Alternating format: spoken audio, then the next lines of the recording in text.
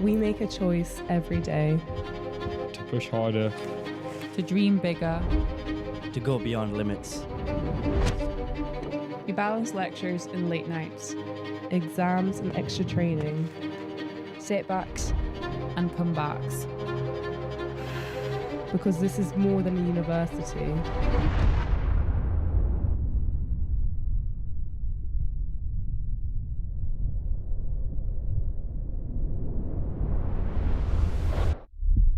This is who we are.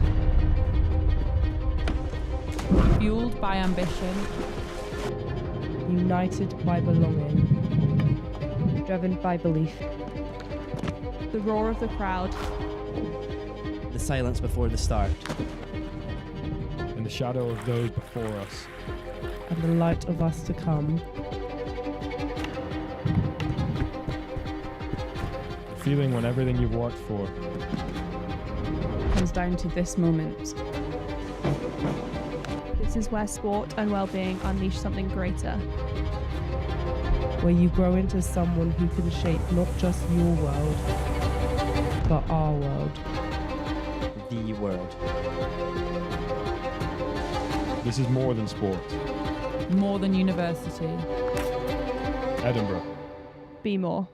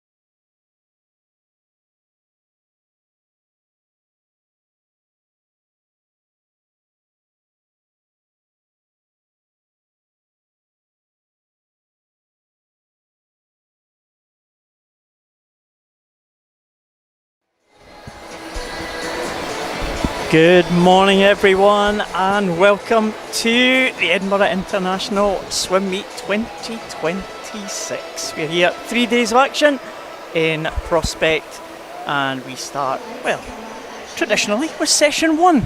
My name's Paul Noble. I'll be taking you through the action. It's a very good place to start, isn't it? Welcome Tony Rose to the commentary position. The two of us will be taking you through what is going on this morning, Tony. Morning, how are you? I'm alright, yes, good. It was an early start, I'm not used to this these days. No, but got to be here on time and ready, like these swimmers. They've been warming up since 7:30 this morning, but the pools are closed and ready for the competition. 3 full days, looking forward to it. We've got, as the clues in the title, it is an international meet. We've got, you'll see I'm sure at some point, flags around the side of the pool from all the nations that are represented here. And maybe during the 1500s we might have a guess the flag competition, Paul. We might need to. That's right. We like that though. That's again, that's another tradition of this Edinburgh International.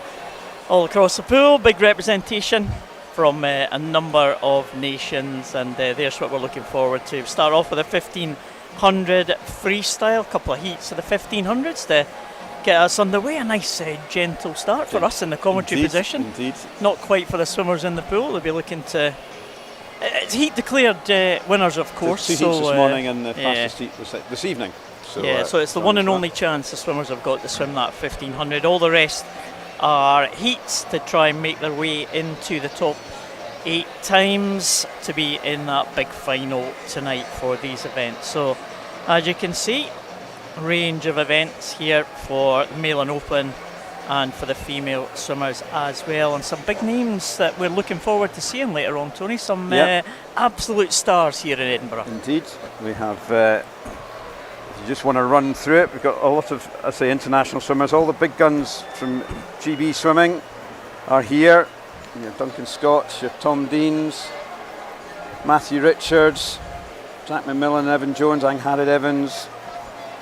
They're all here swimming today, so it's going to be exciting to see what comes through. What we got, 1500 free, 100 back for females.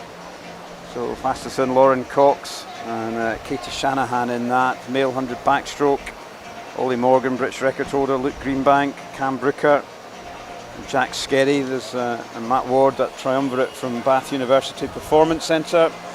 Female 200 fly, Kiana McInnes, Lucy Grieve, Emily Richards and Kira Slosson. She's really coming through. She's coming through this season like a train.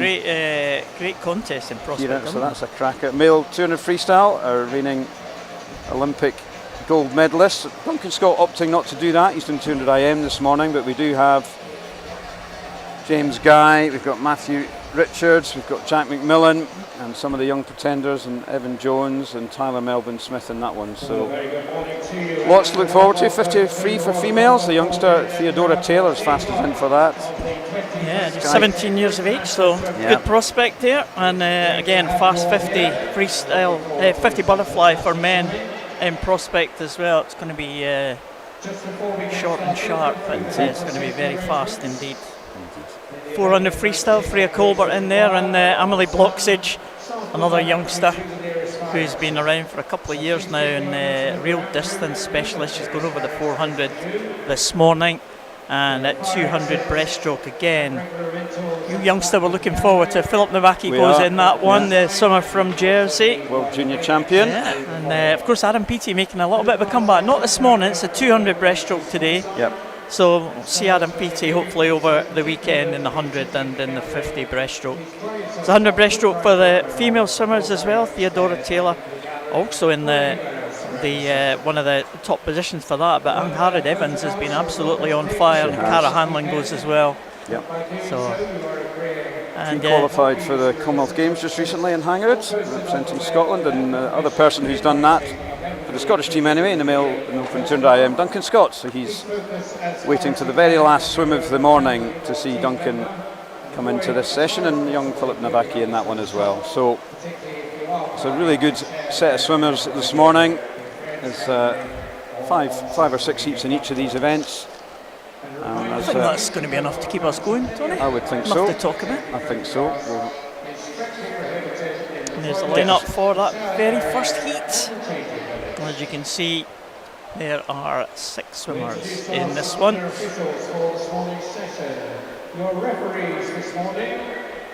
So as we say, this is a heat declared winner here, so one and only chance to get to swim this 1500.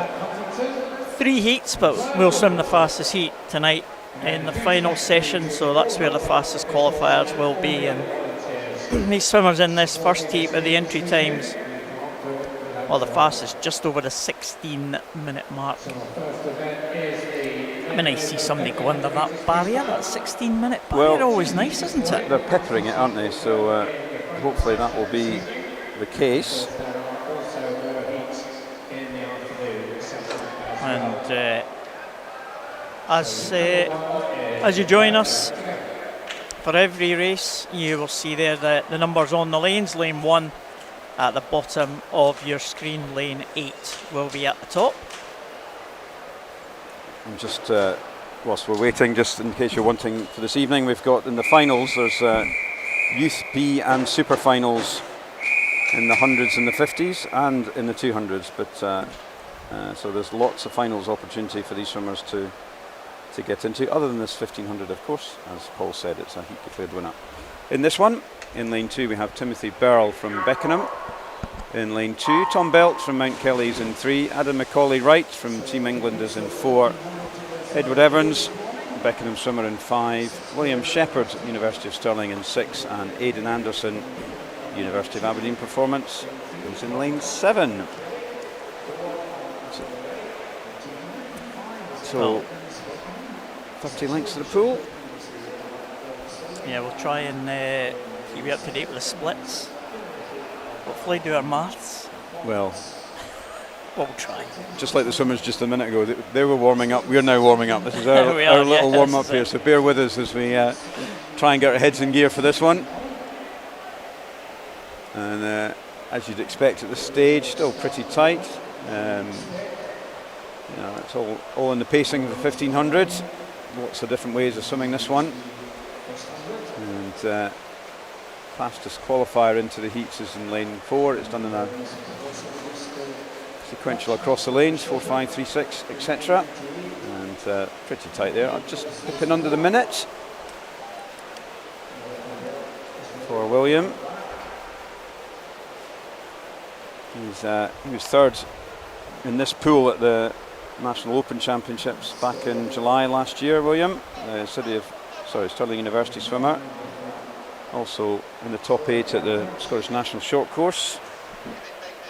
And just taking it pretty steady. He's got 2 swimmers. There's a little bit of a gap emerging across the pool, but not very much, and it will likely change as we go through this race. 1500s can move around quite a lot over the course of the 16 odd minutes that we've got to come. Williams looking nice and comfortable here. Yeah, it's good contest at the front of the field there, in the middle of the 2 yellow marked lanes. Those centre lanes, 4 and 5. 4 is closest to us, 5 furthest away at the top of the picture. And Edward Evans just taking up the running here. Beckenham swimmer, 17 years of age. A few teenagers in this one. Out of the 6 swimmers, we've got a 16-year-old, 17, 18 and 19-year-old, and a 20-year-old. And Timothy LaBelle is the outlier, 24 years of age, swimmer down here closest to us, lying in about maybe 4th or 5th at the moment. But Evans has gone out pretty well in this early stage. You can just see the splits there for the previous 50s there, 32.3 against 33.2. So see how that lead's kind of extending a little bit. And he's almost got clear water now against lane 4, Adam Macaulay-Wright in 2nd position. Adam Macaulay-Wright from Team England. And we're talking about that Team England. We had a little bit of a discussion about that prior to the session. It's almost like a youth squad that the Team England have got here. It seems to be, and there's quite a few of them up, which is great. And Edward was from Beckenham. He is a member of the Scottish national junior team. So he's come through, the 17-year-old. He's he was in the top 6 at the British Summer Championships, or what they call now the next gen meet, I think, isn't it? Is that what it's now? Next gen. Aquatics GB Next Gen. So performed well at that one. Still only 17, so still learning the trade on this one, I would think. But he's looking pretty strong, isn't he? Pretty consistent there. 32.3 going through these 50s. And we'll just check the splits there, and that's where the difference is made as we go through in this 1500. Lots of distance still left to come. Coming up to the 400 mark here. Let's have a check on this split here. Let's see how consistent he is.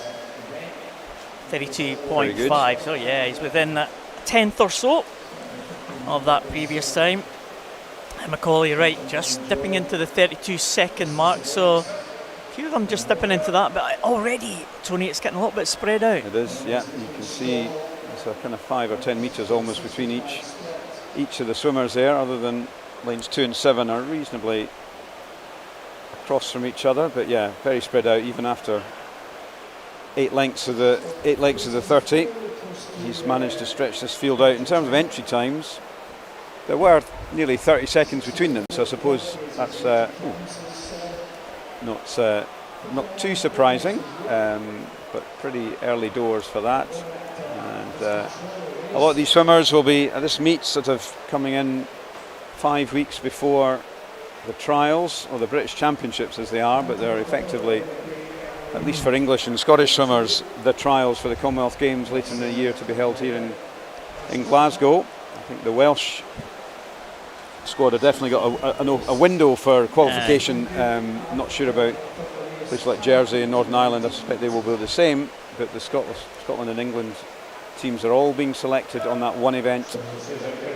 Trials with qualification times, you've got to perform on the day, so yeah, it's going to be a big selection meet. Paraswimmers, of course, the window for qualification for the paraswimmers already closed yeah. At the end of February, so paraswimmers slightly different selection criteria for all the nations. It's kind of done internationally, I suppose, the para-swimming qualification. Yep. And yeah, that's to be announced, I think, in a couple of weeks' time, actually, the announcement of who's made the qualifying time for the para events at Commonwealth Games. Is there a later window as well for that, or is it just that's it done? No, I think that's it done, and then it depends if the countries take up the positions. Right. And then they'll be reallocated. If some countries don't take up the para places, right, they'll be reallocated to other countries. So the job is done for the time being for the para swimmers, and they'll be working towards the summer already. But yeah, as you said, England and Scotland swimmers still got the big trials down in London, so it should be very exciting. It should be indeed, should be. And, just 5 weeks away, weekend. It's 16th to the 20th of April, something like that anyway. So not far away. But Edward's still regularly around that 32.5, isn't he? Yeah, he's great. He's doing really well. He's really just banging these out. Metronomic is often the word we use when it comes to these 1500s, and it's definitely there. He's just under a second, a 50 ahead of Adam, and you can see that now in the pool. That he's 15 metres ahead, not quite at halfway, but almost. But you do kind of get into a rhythm when you do the distance of it. I mean, last year when I was speaking to you, Tony, you were dabbling in the 1500, weren't you? I did one about a year before. Yeah. I thought you were going to be, this is a regular thing for you. No, I had more sense than that. Thank you, Paul. But no matter what pace you're going, and mine was considerably slower than this, you do eventually find your rhythm. Yeah. That's a halfway, 8:01, so it's not quite double it, and you can negative split 1500s, and many people do. You were talking about that magic 16 mark. He's going to have to come back some to do that, but it's not unheard of in a 1500. People. Well, he's making it easy for us. He's doing 32.5, so that's at 105. Yeah. For you said easy. I'll leave this. You're the accountant. you can work this out. What's he got? 7.5 times 105. Yeah, that's it. He's got 700 to go there. 700 to go at times 105. So what's that? 7 minutes and I'm just 35 seconds. So he's on about 16:10. Yeah. Ish. But he might get a bit faster. Let's see if he picks the pace up. Let's see if he picks the pace up. And I'd say it's not unknown for people to come back faster in these 1500s than they went out. But again, all these swimmers, some of them may be looking for personal bests and improving in their entry, but a lot of them will be using this competition as a staging post, a kind of sense check for the trials or the British Championships, and just gauging whether quite a few of them have been on training camps and away, often at altitude, so they'll still be in heavy training. Some may have eased off a little bit for this meet, so it'll be interesting to see, and that's definitely these senior swimmers anyway. But he's really just dominating this race, and it looks like lane 2's come through well. Timothy was at the back of the field after about 300 or 400, but he's come through now. He is 24, more experienced swimmer, the Beckenham teammate of Edward, and he's come through strongly in this middle third of the race to take into second. He's looking strong. He's around about 12 seconds down, I think, on his on his teammate. So he'll be looking for somewhere in the kind of mid 1620s or something. That's somewhere in second place, closest to us there on the right side of your screen as we look at it. And up at the top, Aidan Anderson. He's the youngster of the field. He's only 16. Strong youngster from the University of Aberdeen. He's in a 16:29. So at the moment he's right up there with his pacing, and he's looking strong, hard coming out the wall there, as you can just see on the right hand side of your screen. But you can almost, he's almost a screen ahead of everybody. Is Edwards. What's this coming up now? To the 1,000 mark. Another 32.7. So yeah, just over the 65, isn't it? So yeah. Those couple of those tenth or so make a big difference, don't they? You multiply it by 30. Yeah, exactly. If he's on 32.7, if it was like just a tenth below the 32.5, he'd be edging towards that 16-minute mark. Yeah, but it feels like there's no negative split coming, but hey, it's a good swim. Yeah, it's a great swim. It must be quite hard in the first race of the meet.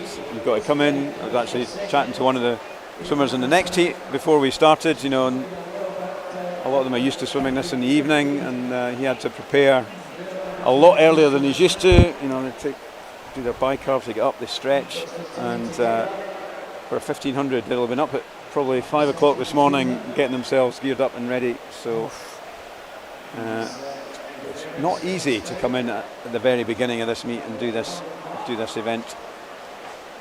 And Edward's definitely got that prep right. Fast 32.1. Well, there you go. The commentator's cursed on here. Don't think of negative splits. Come on, here we go. He's gone 400 Did to they go. not tell you they've got speakers under the water here, Yeah, Paul? that's Just got a wee live stream sitting down at the bottom of the pool. That would be nice if we can continue this pace. Yep.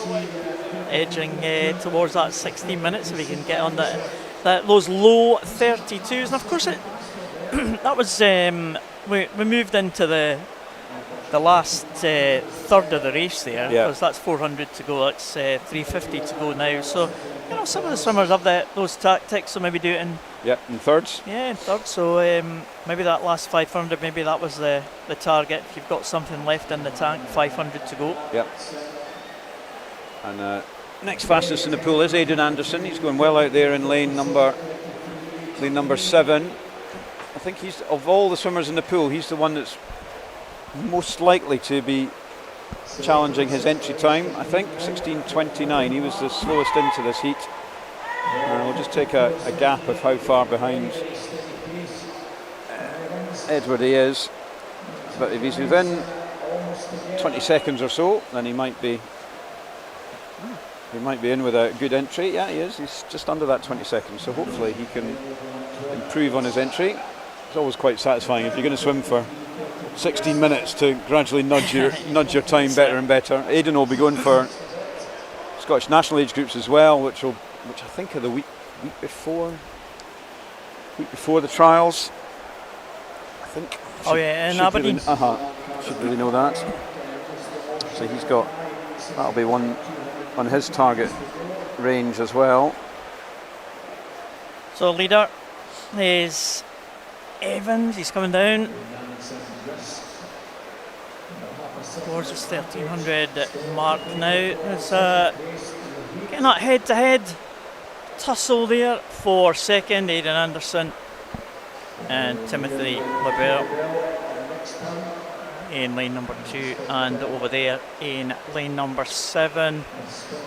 Adam Macaulay-Wright is pretty much out on his own in 4th position, and there's a little bit of a head-to-head for the final position in this one. Tom Belt from Mount Kelly in lane 3, William Shepherd in lane 6 from University of Stirling. So they're having their own private battle here. But the leader going over, 3 lengths to go for Evans, still in the 32 range. Back up to the high 32s now. Expect a little bit of a burst here in the last 100 as normal. Yeah, we say that as if it's easy. But, that's right. But the bell seems to give people a little bit of energy, doesn't it? Indeed. And here we have the bell. It's nice to see a bell. Some mates do the hooter or something, don't they? But I do like the bell. Yeah. It's a nice. Don't drop it though. No, that's going to cause some damage. I have seen the bell fall into the pool. Somebody was shaking it, which is fortunately nobody. They don't have the straps on there. No, well, must have maybe not been working that day, but I have seen the bell fall in. Nobody was harmed, so that was the main thing. But just notice there's slightly different tones in the bells. Is that deliberate? Maybe they're ready for their carol Christmas chime. At Scottish Short Course, maybe they have a little rendition of the bells. Oh, something to look forward to. The bells. Anyway, Edward Evans has swum this well. He's coming back now, 32.37, I think. Just under 16.10, you'd think? Yeah. I think every 50 he's been in the 32-second range, so that's pretty impressive.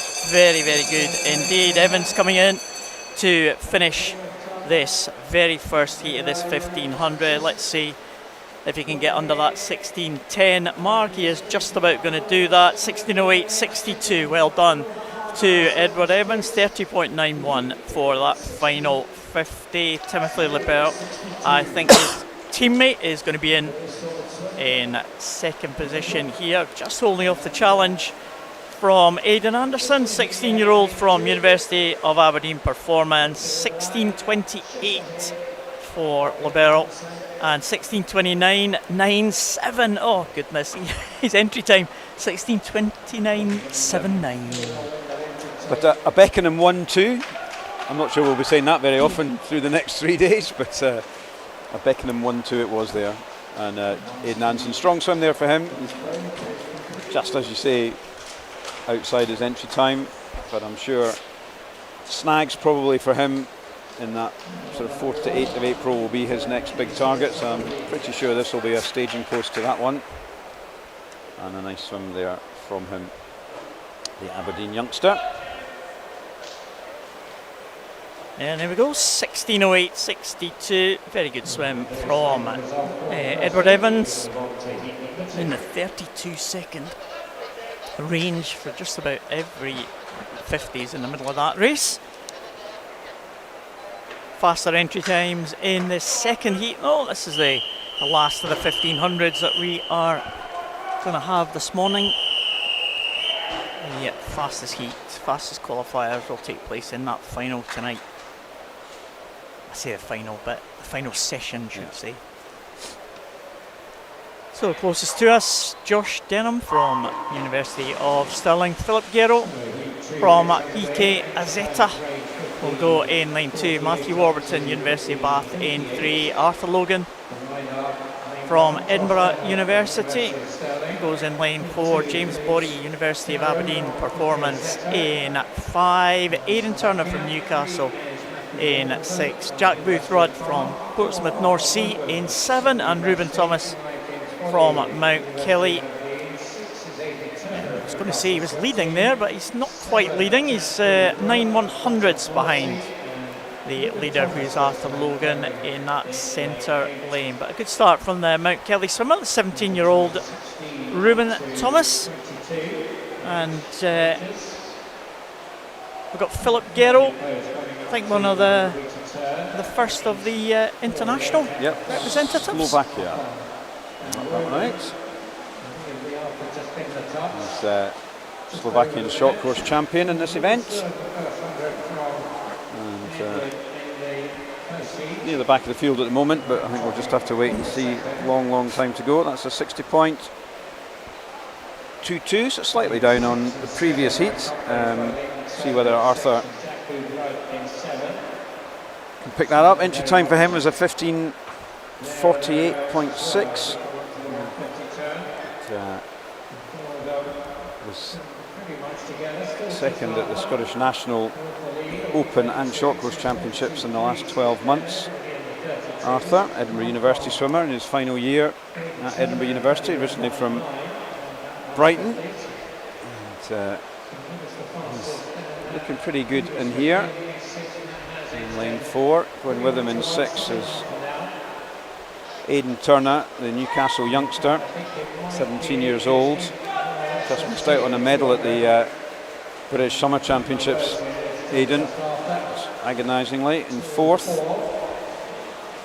It's still Arthur in the 32, so this is very similar to Edward in the previous heat. Just regularly hitting those 32 points. See whether he manages to stick under the 32.5. Arthur was Edward was just over.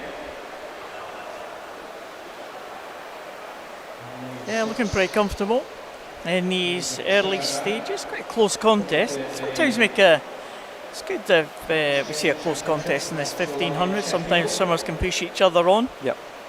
In the later stages.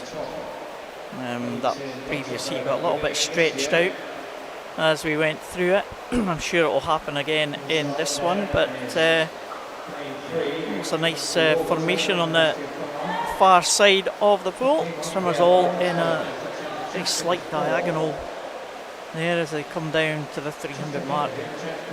Very close at the front there, almost together. Arthur Logan just ahead of Aidan Turner there, 32.4 and 32.5.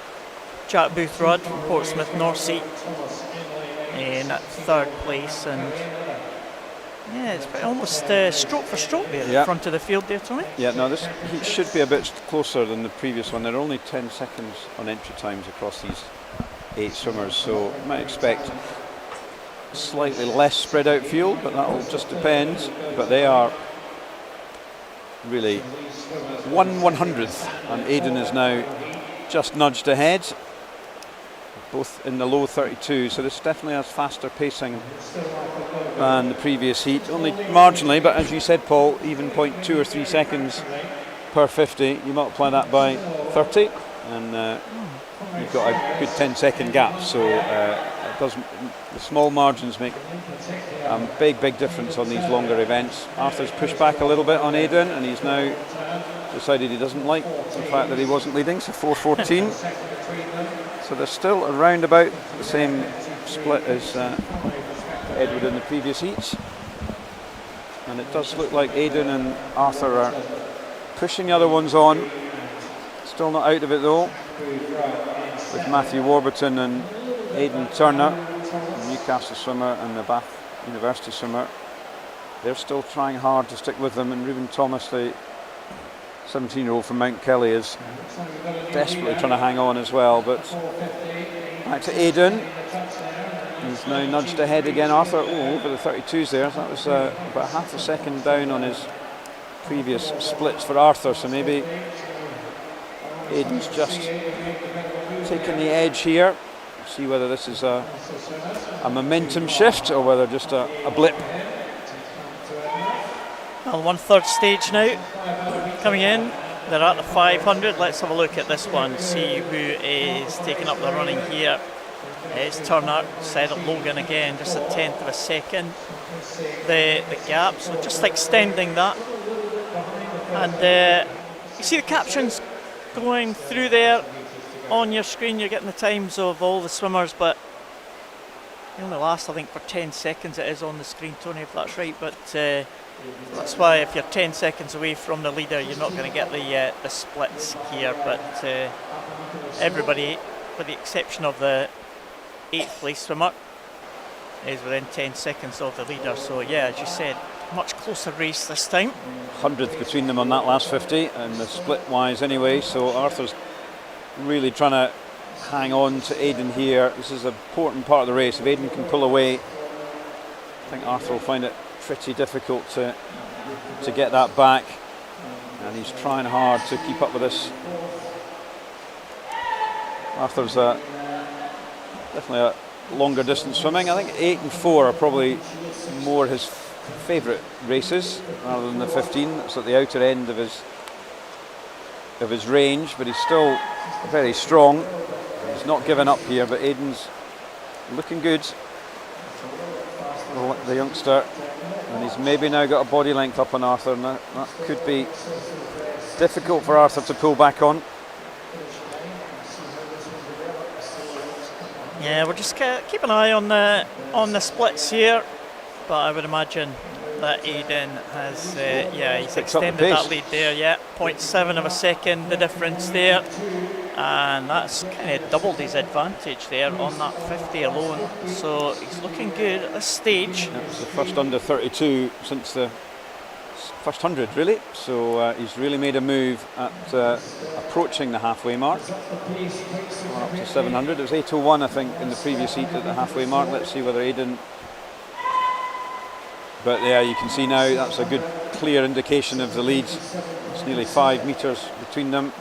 All of a sudden, in 150, it's gone from nothing to 5 metres. Aidan's really made a move. And that was another 31, so he's... Whether that was predetermined race tactic or whether he's just gone for it in the pool and decided he wanted to break ahead of Arthur, which is looking pretty strong, and he's going to be under that 8 minutes. Yeah, another 31, so this is in the 63-64 bracket, so you take that for the final 100. This could be down around the 16-minute mark, you'd think. Yeah, I think so. 15:52 is entry time, so if he continues this pace, he's not going to be too far away from that, you would think. He goes over there at the 800 mark, and we're just in the 32 range here. So, yeah, we're not going to be far away from that. Certainly, we would think under 16 minutes, and edging closer to that 15:52. Newcastle swimmers. See a few Newcastle swimmers today. Yep. Regular visitors here to They Edinburgh. are, yeah. A lot of North East England swimmers come up for Scottish Open, this meet, Scottish short course as well. It's just down the road really for them, and gives them a different set of swimmers to swim against, and they're very welcome, perform well at all those meets, and Aidan is the latest in a long run of those swimmers who come and visit us in Edinburgh, and he's looking good. So as we come up to... Get the calculators out now. Yeah, off we go, Paul. I'll leave that to you. Right. Let's see, 600 to go, and he's looking like around about 104 for the last 600. So Oh, it's going to be just around 24. Yeah, so yeah. it's peppering that 16 minutes, which would be a good, solid, strong heat swim, I think. Yeah, 15:52. 0-0 is entry time, not a converted time, you would think, maybe? I think so. But you never know, I suppose. I mean, this clock's got to stop somewhere, hasn't exactly. it? So there's as much chance of you hitting 0-0 in a time than a any 7-1. other. So I don't know why we would think it's a conversion time, but it does make you just wonder. 0-0 seems unlikely, but as you say, no less likely than any other time. Funny how the brain works.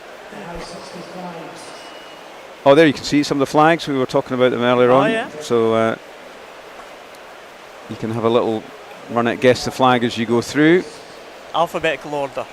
That helps us. That does help. Us. Okay. And there's other ones as well on the above the officials on the left-hand side of your screen as well. The ones that are higher in the alphabet there, because I think it stops at. What does that stop at there? Is that That's Northern Ireland, Northern Ireland? Yeah, Northern Ireland. So it stops at N and it continues across to the left-hand side here. So yeah, big representation of countries. Good to see again. Yeah, definitely.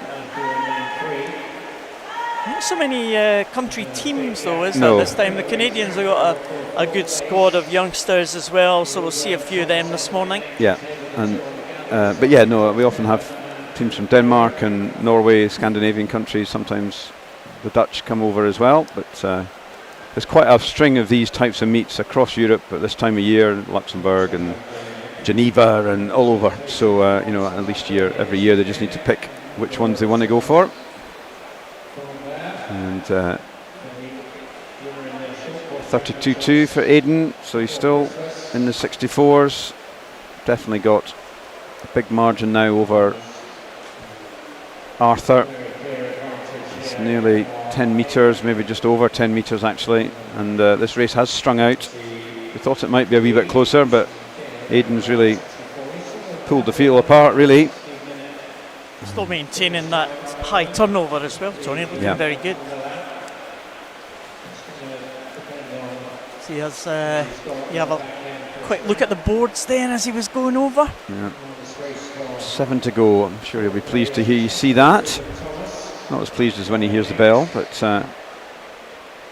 and the swimmers at the beginning, you can see the cards are on different sides of the block as you go down there, and the swimmers have a preference as to which way they breathe first or in. Some of them look at the boards on their way into lap counters and lift their head up, and some of them breathe backwards, and they'll tell those turn judges or ask those turn judges which side of the block they would like that card. It sounds like a small detail, but when you're doing these races, knowing how far you've got to go can just be quite helpful. You need to know yourself, but it is quite good to have that wee reminder from the lap counters just to keep you straight. And the 800 and 1500 and upwards have the lap counters, but I heard it was coming in for the 4s as well. Is it? I didn't know that. Yeah, do you know what? Yeah. Especially short course, I can see why. Because you can. It might sound silly, but if you're doing 16 lengths and you're going flat out, you can very quickly just go, hang on a minute, was that 10 or 12? Yeah. And so that's interesting. I have seen swimmers stop after 300 of a 400 in a long course pool. So naming no names, but so it can be done. So very easily, very easily.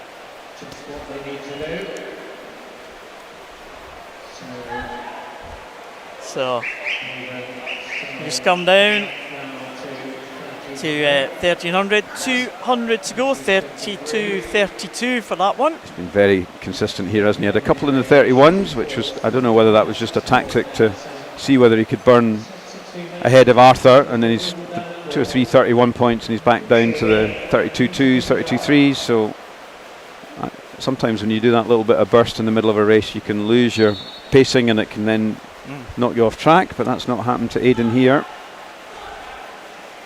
And we're not getting the splits for anyone else because they're now 10 seconds shy of the leading time. See if can you see the scoreboard from there, Tony? I'm at a bit of an acute angle here. Yeah. Struggling to read that one. Yeah, no, they're all in the 33, 34s. Arthur's still in the 33s, and most of the rest of them are up in the 34s. So yeah, you can see that result of that's in the pool because he's stretched way ahead. Lovely sounds. Another 32.3. He's been super consistent. I mean, that's within hundreds of each other in these last few 50s. He's got a bit of a burst there, hasn't he? Yeah, as well. Right off that turn. If he does that time again, he'll just be over the 16 minutes. But I suspect he will manage to just pick it up a little bit in these last two 50s. And he's going to get under 16, which is a healthy return on the early morning heat for him. Yeah, last turn here. Let's have a look at this split here. It's going to be in the 31 range. No, 32, just 32.02. Oh, this might be, that's going to be tough. 30, he's going to have to go 30 point. A low 30, so he may just be over the 16 minutes. But he's really picked it up. Legs are dragging. It's all to do with the arms on this final 15 metres. Almost coming into laps and swimmers. As he comes in to the flags, he's just going to be over that 16. Super swim, 16.01. Oh, well, there you go, 0-0. So there you go. It can be done. Yeah. Well, he's maybe done that twice. 15.52.00. Exactly 9 seconds over his entry time there. Arthur coming in and a 16.19.00. So there we go. Well, we've been made to eat our words this morning. We have indeed. That won't be the first time. No. Nor the last time. Exactly. Warburton comes in, 16:28. James Body. It's not finished just yet in lane number 5. That's him making his way down. So that time on the caption, not quite right. Philip Gero, we mentioned him early on, the Slovakian swimmer, 16:34 for him. Was the youngest in the field at 16 years of age. We're just going to have a correction of that time for James Body, I think, before we can bring you the confirmed result. In lane number 5, backstroke ledges going in for the next event, which is the female 100 backstroke. The guys will have to get out the water first though. And a little bit of a glitch in the timing there with James Body. But hopefully nothing untoward with that one. I would say we don't often see disqualifications in freestyle events, but it is known, isn't it? And I did say it once to one of the referees, saying, there's not really much here in false start and whatever, and he said, oh no, there's about 25 ways of getting disqualified. Well, you need Robert here. You need Robert here to tell you what they are. But there you go. That's the confirmed times. There isn't that much though. Pulling on a lane rope, hitting the bottom, doing a false start. You can do whatever you want. You can move your strokes. You can switch around. So there isn't. I'd be amazed if there was 25 things you could do. Well, maybe I'm exaggerating. Exaggerating for effect there, but but you know. But it is fairly unusual. Backstroke now. So first of 6 heats, as you can see. 6 of them. Leah Connell from Swim Connaught. Elizabeth Land from Newcastle. Elizabeth Curfey from the Isle of Man. Jessica Higgins from Team England. And Millie Linton from the Borough of Stockton. That's the lineup for this one. So Connell closest to us. Entry times in this one all in the 105 range. Elizabeth Curfey from the Isle of Man, 105.00. Swimmer in the Island Games last summer. Oh, yeah, you were up there, weren't you, in Orkney?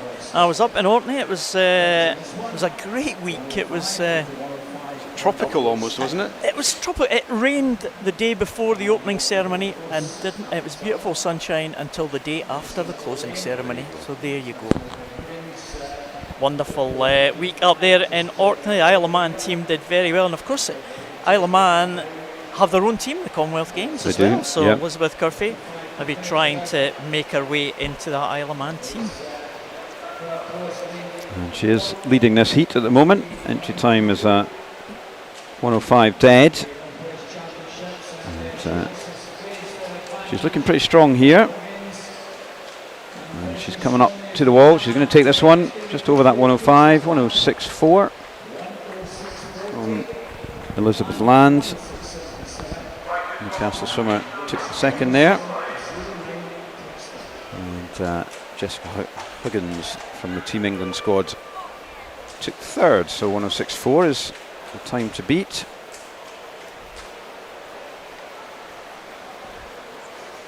Moving into heat 2. And this one we have Jessica Gable from Royal Tunbridge Wells Monsoon in 1, Kelly Choi from Canada in 2, first of the Canadians that we've seen. Edinburgh University's Amy Shields in 3, Marie Wood from Forth Valley in 4, Gabrielle Freeman from Morpeth in 5, Ranumi Ishwaraj from Canada in 6, and 7 is Raya Harand from Tadcaster, and Mount Kelly's Clementine Lovell is in lane 8. So these are the first 2 of the Canadian junior team that we've got with us for this weekend. Yeah, again, entry times all in the 104 range this time. Marie Wood from Forth Valley, one of the local swimmers just down the road here from Edinburgh. Fastest of the entry times, 104.10.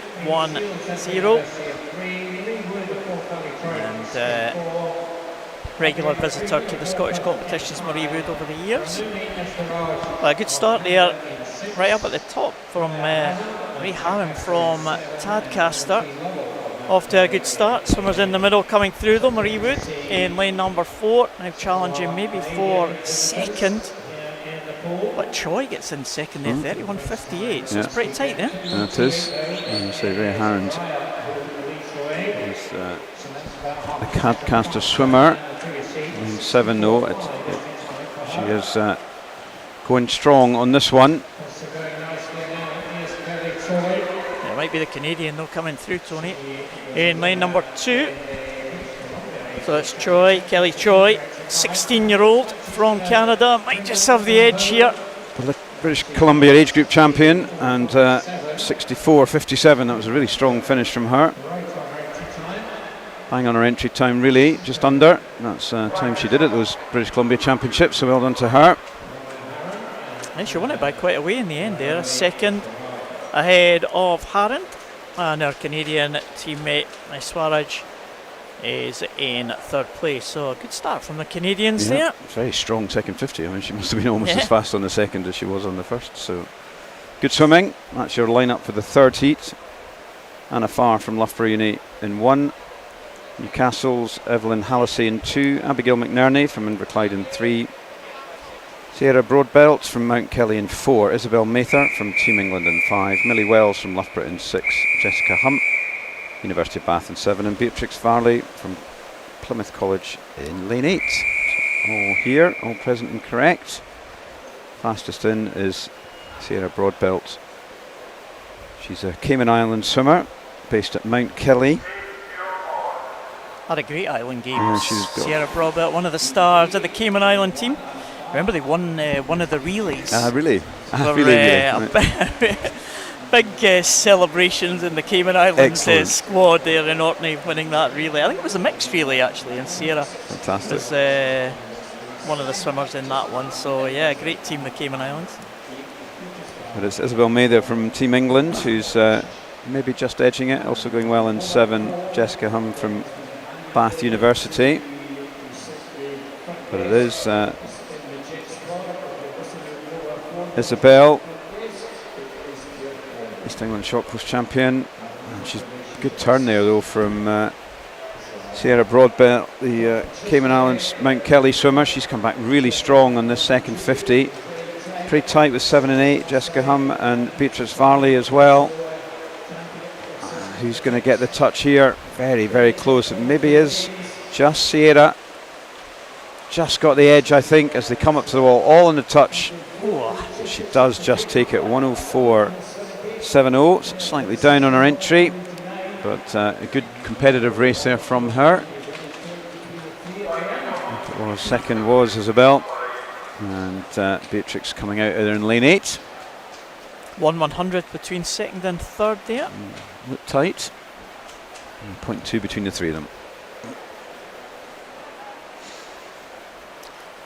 So we're into the cyclically seeded heats now, Tony. We've got some of the fastest swimmers, the last 3 heats in these 100 events will be seeded. So we'll have the third fastest swimmer in the third last heat, the second fastest swimmer in the second last heat, and the fastest swimmer in the last heat, and they're all seeded accordingly. So got some of the main contenders here, and full lineup there: Mia Collier, Birmingham University in 1, Candice Hall, City of Sheffield in 2, Honey Osrin, Loughborough University in 3, Blythe Kinsman from Manchester Performance in 4, Maddie Harris from Swansea University in 5, Rebecca Sutton in 6 from Swansea Uni, Hallie Harris in 7 from Poole, and Flavia Camsell from Mount Kelly goes in lane number 8. So a few of some internationalists in those centre lanes, Tony. Yep. Should be a quick one. Should be. Blythe Kinsman, European Junior bronze medalist. I'm pretty sure she was in the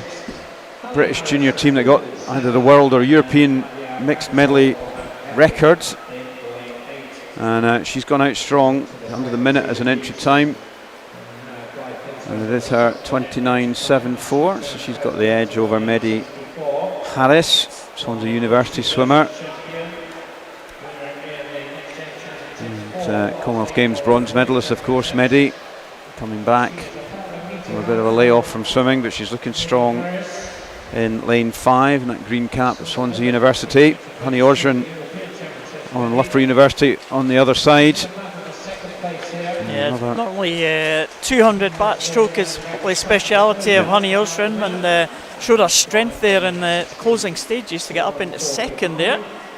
And Rebecca Sutton in 3rd position. So top 8, Tony, it's if you're in 2nd position in this one, it's a good place to be for Honey Osrin. 3rd place, a little bit on the cusp of making that top 8, isn't it? And the times are down on entry times, which is not that surprising, but just means that those coming after know what they've got to do. 63 is currently 3rd, so if they can get in that 60, 61, almost guaranteed a final. Moving on, Scarlett Major, lane 1, Swansea University swimmer.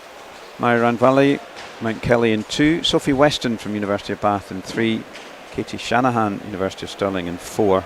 In 5 is Niamh Ward from the University of Bath. Isabel Liptrot, Wigan in 6. Heidi Wren from City of Glasgow in 7. And Laura Ann Marshman, University of Stirling in 8. So Katie Shanahan fastest in, podium potential swimmer. Won the British Championships. Perhaps more known as a 200 backstroker, but she did well in that 100 last year at the British Championships. Was 3rd in this event last year. Olympian, of course. And see how this one pans out. She's got Niamh Ward and Sophie Weston, 2 Bath swimmers either side of her. Yeah, Katie certainly looking to make that Commonwealth Games team. That'll be a target for her this year. Great debut she had as a real youngster in Birmingham, wasn't it? 2 bronze medals for her in the individual events in Birmingham, and she's 3rd at the moment. Good start from Mary Ranvalli from Mount Kelly. Another one of these international swimmers that are swimming at Mount Kelly, the Estonian 17-year-old, doing a great job here down in lane number 2, and that could cause a bit of an upset here. Indeed, cat amongst pigeons and all that. Kate Shanahan's come back strong, but she's still. Is she going to get the second? I think she's going to get 3rd, but Marie. So they're all under 63, so they're all still in the top 5. Those first 3 swimmers, but it's a bit tight. Nice swim from the Estonian it there, was. 102.04, so just 2 100 shy of our entry time. Yep. But that's put her in a great position for her to make that final. And just to let you know that swim there from Mary Ranvalli was a meet junior record, taking the record from Honey Osrin, who held it previously, who was in the heat before, and congratulations to Marie. Oh, great. Yeah. Great swim there. Not bad for a morning swim. These records are pretty good at this meet, so that's quite impressive. Some great competitors over the years, isn't there? Yeah. It's been fantastic. So that was excellent swim for her. So into this final heat we have Ella Justice, Mount Kelly in 1, Melissa Mainwaring, City of Glasgow in 2, Caitlin Ebbage from University of Stirling in 3, Lauren Cox, Manchester Performance Centre in 4, Madison Krieger, Canada in 5, Lottie Cullen from Swim Ireland in 6, Grace Davison, Swim Ireland in 7, and Emma Wood from the City of Leeds in lane 8. So Lauren Cox is fastest in. I'm thinking that's a short course conversion, because the British record long course is 58.08, held by Kathleen Dawson. And so Kirkcaldy's own. Kirkcaldy's own, here we go. I always try to get that in, you know. You do. Lauren Cox, of course, I always thought Lauren Cox was a sprinter, almost an out-and-out sprinter in the 50, but the 100 backstroke has been phenomenal over the last little while. European short course champion, and this one was 2nd in this event last year, but she's looking very strong. She's got company though with Madison Krieger, the Canadian junior champion.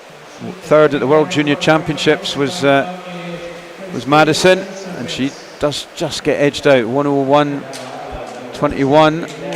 Lots in the 101s and low I 102s. think Katie Shanahan might just be missing out Yeah, on I this A think so. final, or super final as we're calling it. Just have to wait and see. But I think those top 4 are all going to make it.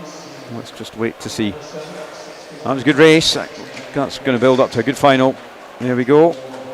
Yeah, that's 8th in is Niamh Ward. Ken Shanahan will be in the fastest lane for the B final, up through to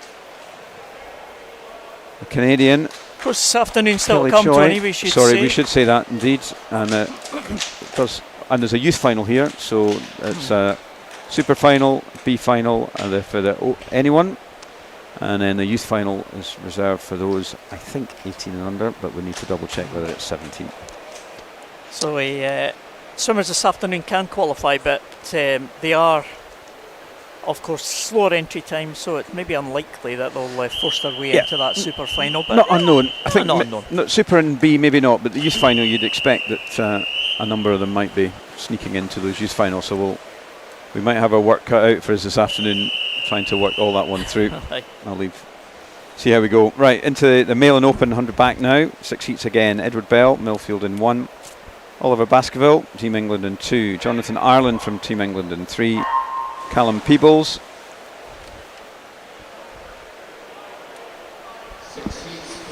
Is Edinburgh Uni in 4. Artem Chobot from Swim Leinster in 5. Toby Hill, City of Manchester Aquatics in 6. And Harry Cook, Aberdeen Dolphins in 7.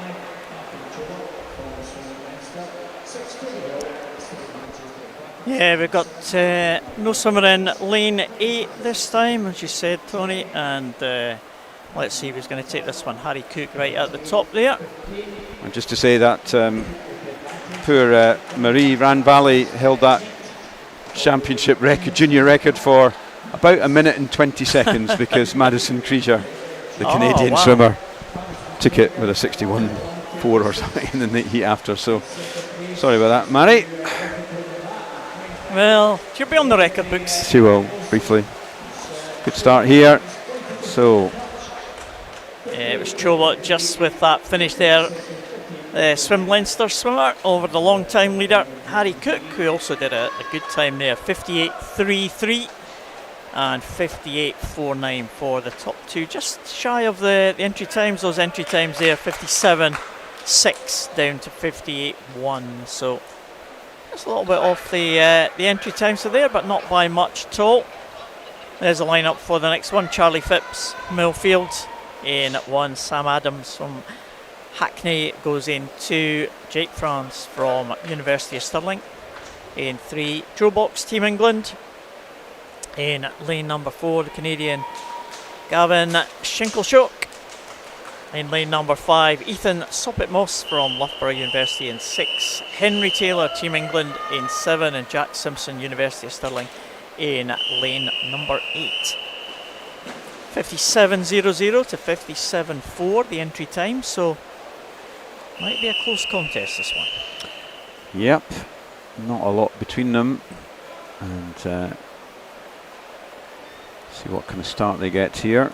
As you say, Joe Box representing Team England, Gavin Shinkleshock at the Canada Games, won the junior final where he did his entry time of 57.05, and he's gone off to a good start in lane 5 there. He's maybe just marginally ahead of Jake France from the University of Stirling, junior finalist of the British Championships last year, Jake. And very tight, but it is. Gavin Shinkleshock looking very strong, good turn from him. Also going well in lane 8, Jack Simpson. He's a junior national team member at Scottish Swimming, national age group champion as well.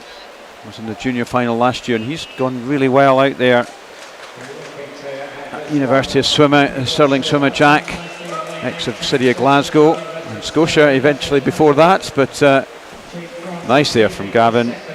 That was a super swim from him, really only 0.1 outside his entry time that he'd swum at that Canada Games Championship, so he maybe peppering into at least the B final, maybe we'll see. But Jack Simpson 58.18 was second, And Jacob France from University of Stirling took third, so strong swim there from Gavin.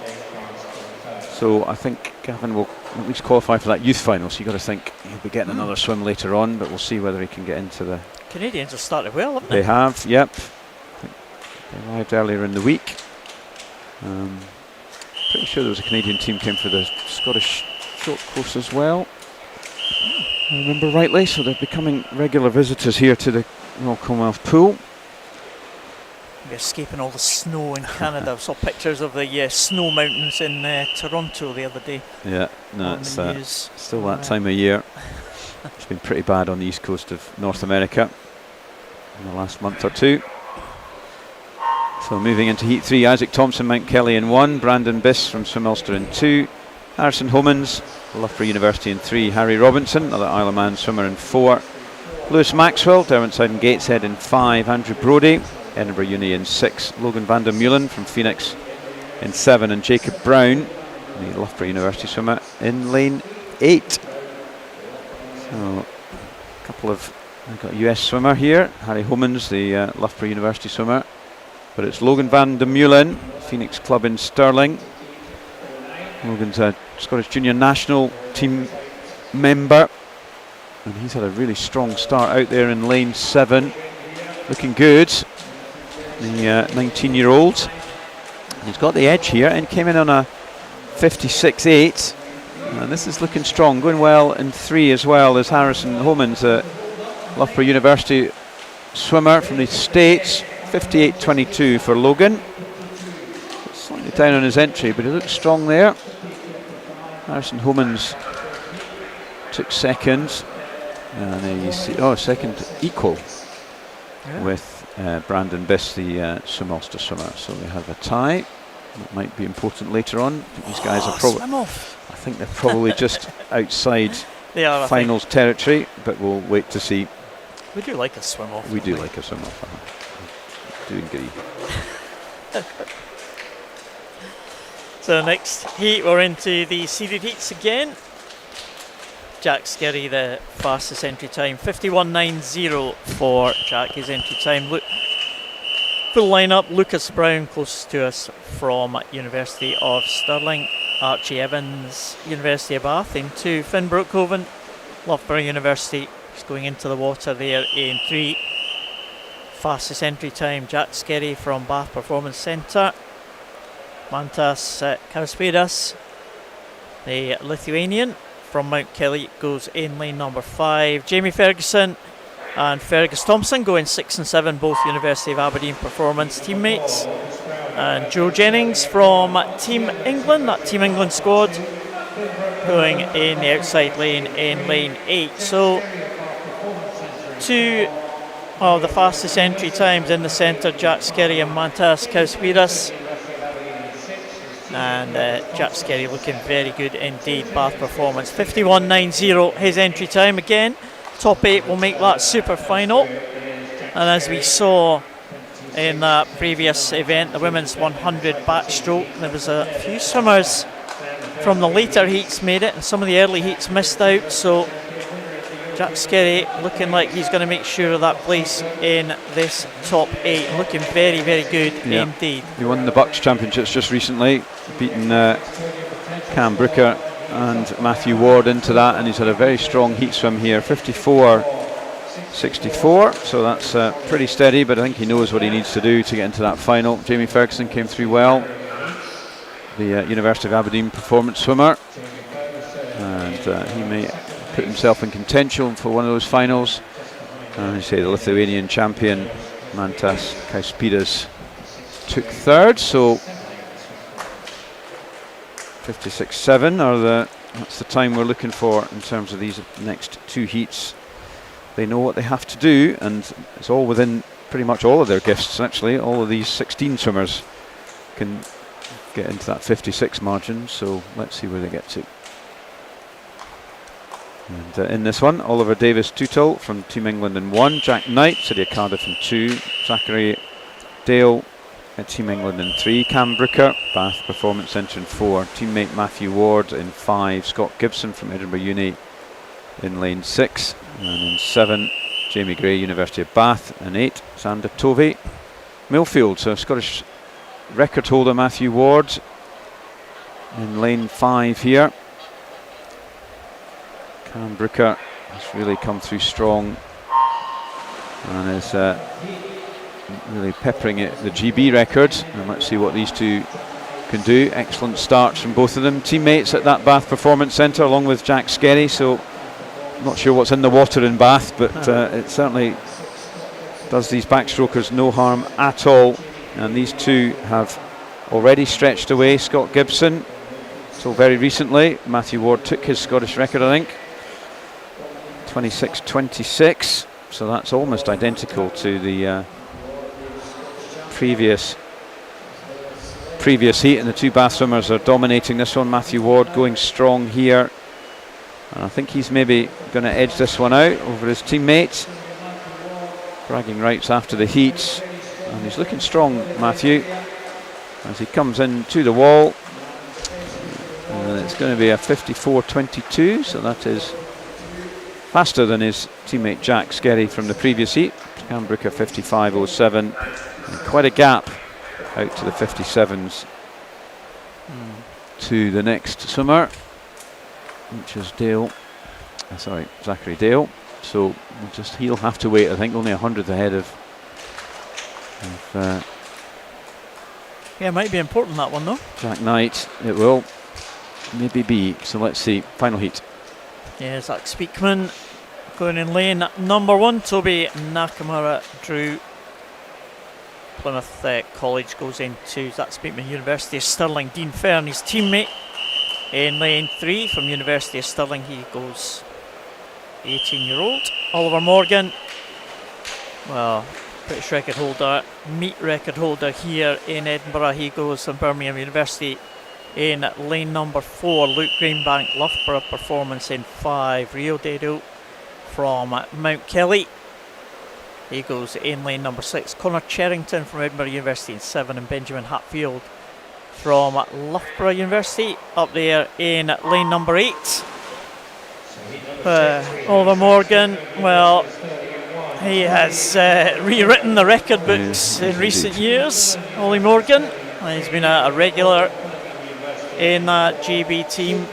We're looking to try and make his first Commonwealth Games. I do remember him missing out. It's the first time I almost noticed Ollie Morgan at the Summer Championships at the same time as the Commonwealth Games were taking place, and he really came through strongly then. Yeah. Dean Fern going well in lane number 3 alongside him, the youngster from University of Stirling. Again, someone with his eyes on a place in the Commonwealth Games, I'm sure, Dean Fern. Yeah. But Morgan. Scottish junior record holder Dean, and a real talent. He's starred at the European Juniors and World Juniors last year. With Ollie Morgan all the way, 54.42.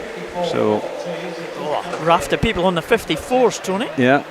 Luke Greenbank took second.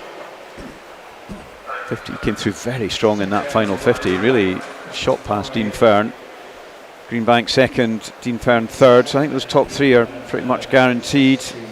Oh, another hundreds between, and then only 400s to Toby Nakamura Drew. So there you are. There's your finalists. Pretty tight, but 54s there. Gavin just misses out.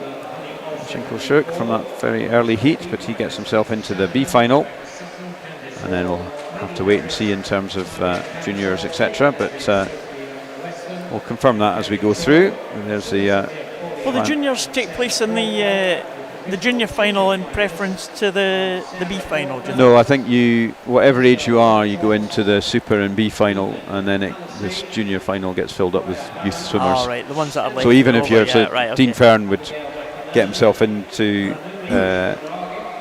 he's eligible for the youth final, I think, but because he's qualified 5th, he would go into the Super final, and likewise into the B final. Right. So if you're a junior swimmer, you get more chances to get in your final, but if you're getting into A's and B's, then you deserve it. So moving on, next event, 200 fly, female, 4 heats. This should be a good one. We've got Alice Cumming, City of Glasgow in 2, Niamh Savary, Newcastle in 3, Anna Farrow from University of Bath in 4, Eve Horton from Wigan in 5. Madeline Hind from Royal Tunbridge Wells Monson in 6. Evie O'Halloran Hutchison of University of Stirling in lane 7. Evie, a long time swimmer from the northeast. She's one of these northeast England swimmers who's been visiting and competing at Edinburgh for a long time. She's now moved over to University of Stirling. But yeah, it is a big squad there at University of Stirling now, haven't they? They do. Madeline Hind has touched out with a 30.7. She's not taking part, actually. Talked about Evie O'Halloran Hutchison. She's not there. Not there. Come on, Evie. Oh, well, hope she's well. Hope she's not suffering too much. And sorry not to see her here. I'm sure we'll see her again. That's what you get for not looking at the screen. There we go. Well, it's lane 6 who is going to lead them through, and that is Madeline Hind from Royal Tunbridge Wells Monson. And let's see if she can hold this pace.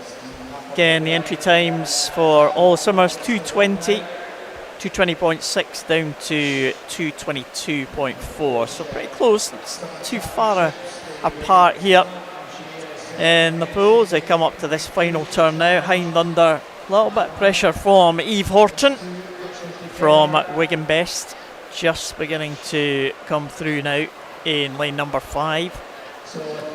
Yep, Eve was a finalist at the Next Gen meet last year, and she's really pushing hard on Madeline. An awful lot between them. Fastest in, and also Niamh Savary is pushing hard as a junior finalist here last year, and coming through strong now in lane 5, battling back. It is Eve Horton, the Wigan swimmer. She's taken past Madeline Hind, so this has been a well-paced race from Eve. That's a really strong final 50 from her. She is going to take this one. 2:22.3. So that's a good swim. Pretty much on, well, just over our entry, but that's not a bad heat swim for her. And it was leader for a while. Madeline Hind took second, and Niamh Savary comes in third. Good stuff there.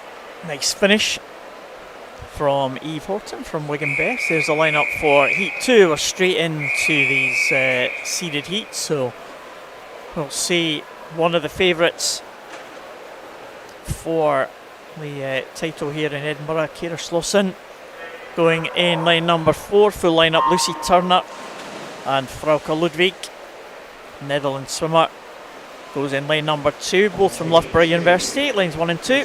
Holly Hibbett from Repton goes in at 3, Ciara Slauson, Edinburgh University in 4.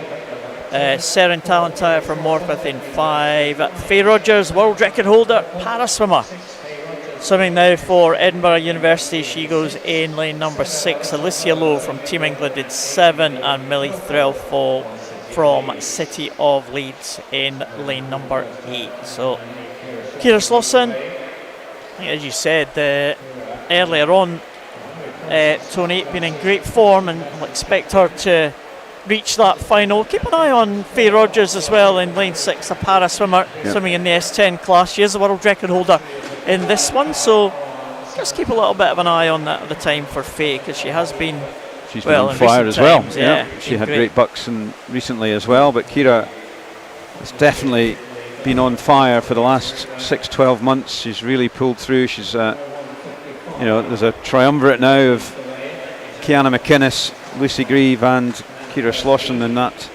Scottish fly 50 right through to 200. I think 200 is possibly her favoured event.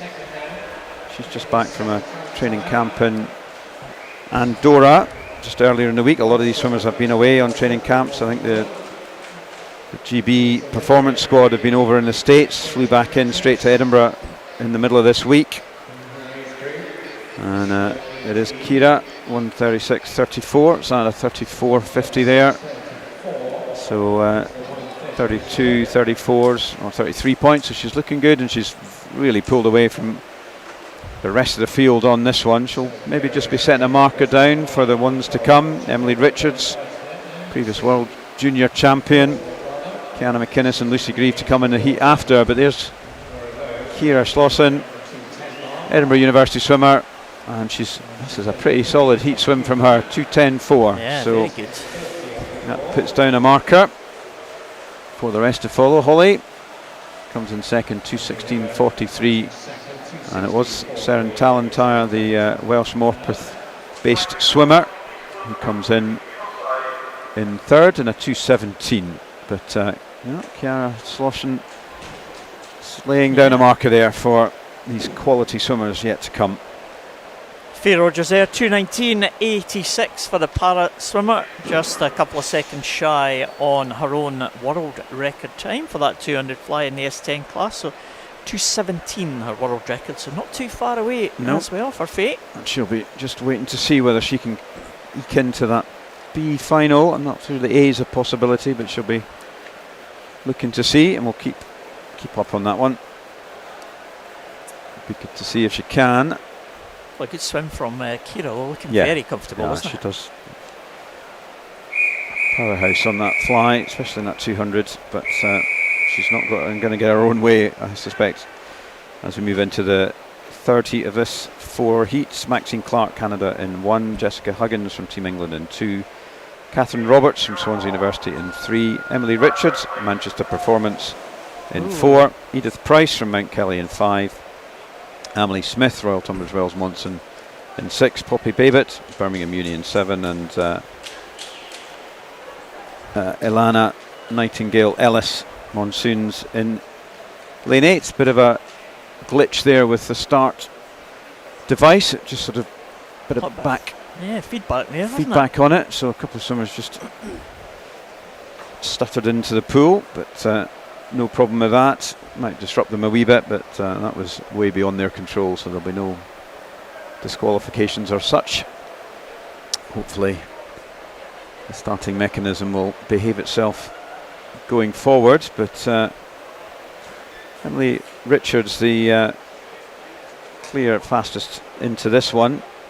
She's got the youngster from Mount Kelly, Edith Price, who was a European Junior Championship silver medalist last year, and World Junior finalist as well. So Edith is great young talent coming through.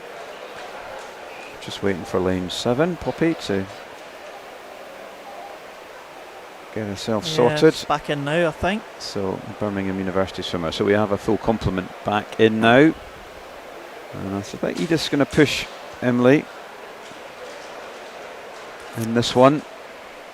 Yeah, it's going to be another interesting one. They don't have to be, you wouldn't have thought they'd have to be right on their best or even close to the best to make it into that top 8. So it'll be interesting to see how they play this one. I mean, Ciara Slauson's kind of laid down the gauntlet there with that time in that previous heat. So, interesting tactics. You want to be in the centre of the pool in the final? Do you want to be in the outside lane? Exactly. Was it a surprise? I don't know, but you would think the centre too would be comfortable qualification. Emily Richards, World Championship finalist, of course, last year, and of course Edith Price, the 17-year-old from Mount Kelly. Amelie Smith going well, another of the 17-year-olds from Royal Tunbridge Wells Monson, and she leads them out in 29.62. And Maxine Clark keeping up that good run of the Canadians this morning. She's going well down here in lane number 1, the 18-year-old Canadian.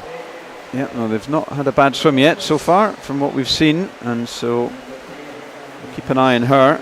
And but it's slightly evening out a bit, but it's been a very strong start here from Amelie. Emily's on that first 50. Emily's definitely come through stronger on that second. You can see the splits there, about half a second up on the other two, but Amelie's still got a bit of a march on Edith Price, the Mount Kelly swimmer. Maybe expect her to come back a wee bit on this second 100, but Emily's looking very strong now at the Manchester Performance Centre. Really strong centre there. Her husband Matthew Evan Jones based there as well. And it's really come through in the last 18 months or so. But Emily looking pretty good. 33.7. That was again over half a second quicker than the rest. Emily looking very strong there in lane 6. She's took it out hard on that first 50 and has really stuck at it. Breathing every stroke. Which, could be on for a decent time. Yeah. Emily Smith, entry time of 2:15.70. Just about being caught now by Edith Price in the closing stages, but Emily Richards got this one sewn up. 2:10 for Ciara Slauson in that previous heat, 2:11 for Emily in that one, and look at that time for Emily Smith, 2:12.25. Well, that is an improvement, isn't it? 3 seconds, not bad. Hopefully she'll be pleased with that. But 2:15 was done at the Kent Championships, all the way back in the summer, so that's super swimming there from her. She really went out for it and got her rewards. There you go, confirmed. So you've got to think those three have got to be in with a shout. Ciara in that first heat, but still pretty open as we move into this final heat. And in this one, Matilda Ransom, University of Bath in 1, Lacey Roberts from Team England in 2, Taryn Weatherhead, another Canadian in 3, Kiana McInnes, Scottish record holder in lane 4, Lucy Grieve, University of Stirling teammate in 5, Zarina Vrabak from Mount Kelly in 6, Sadie Hunter from Team England in 7, and Olivia Sheehan, Birmingham in lane 8. So the 2 Stirling teammates, Kiana McInnes in 4, Lucy Grieve in 5. You've got Tara Weatherhead as well, the Canadian swimmer in lane 4. But you've got to think these Stirling swimmers are going to have the edge on this one, and they've seen what they need to do with Ciara and Emily. 29.55, so that's somewhere between the split of Emily and Ciara. Let's see how these two pace this one out. I think Ciara probably better known for her 200. That's probably her favourite event. Lucy more a sprinter, but they can both still do each of those events highly well. Ciara, I think, is a 100 record holder. Yeah, I think they were both quite well placed in the British Champs last year. Yep. Lucy and Ciara as well, and Ciara won the title, qualified of course for those World Championships, Olympic Games as well in the previous year. Yep. And but Lucy's been there or thereabouts, hasn't she? Yeah, no, she's and as you say, especially with the shorter distances on butterfly, but you know, she's no slouch over the 200 butterfly either, and she's in lane number 5, just behind Kiana McInnes now as they go into this final turn. Again, we've seen a 2:10 and a 2:11 in the previous heats. What's Kiana McInnes and Lucy Grieve going to register here? Well, we'll see. Looks like they're well ahead of the others though, Tony. They are, and they're Emily, Kiana and Ciara are all within about 0.3 at that 150 stage, so I think we're in for a cracking final later on. And these 4 pretty much ahead of the rest, but Lucy's coming back strong in this 200 last final 50, but I think Kiana's still going to take it. 2:12, 2:13.07, so 2:14 for Lucy. I think they will get themselves in. Yeah, it's going to be a close final certainly. We know Ciara Slauson there, Emily Richards, Emily Smith is going to be in there as well. She'll be 3rd, I think. Yeah. Nice one for the youngster. That's that heat confirmed. Wait to get the final lineup, provisional at least, coming through. And here we have Ciara, Emily. Yeah. So Holly Hibbett just landing in the final last place there, just ahead of Zarina Vrabek, who just missed out from that last heat. So that's another one to look forward to later. I suspect some of them will have been swimming within themselves, but Ciara has definitely laid down a marker in that one. So let's wait to see later on. Finals at 5:30 this evening, so do make sure you come back for that. Yeah, it should be another good one, another good tussle. between all the main contenders in that 200 butterfly. 200 freestyle, male and open. Well, talk about big names. Then look no further than this 200 freestyle in these heats to come. There's going to be no hanging about to get into this final, No, I tell you. You cannot play around in these heats, that's for sure.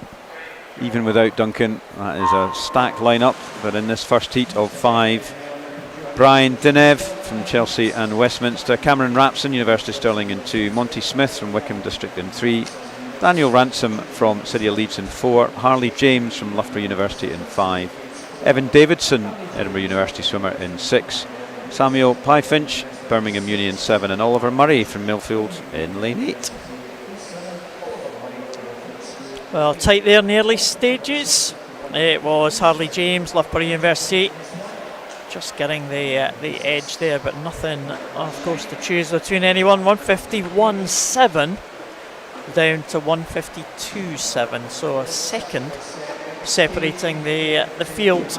I mean, we are used to seeing the swimmers in the centre lanes go out well, but it should be no surprise to us really if someone from the outside lane does it. It's only a second separating the whole field. Exactly. So, especially in these first 2 heats, that's more likely to happen. They're not seeded.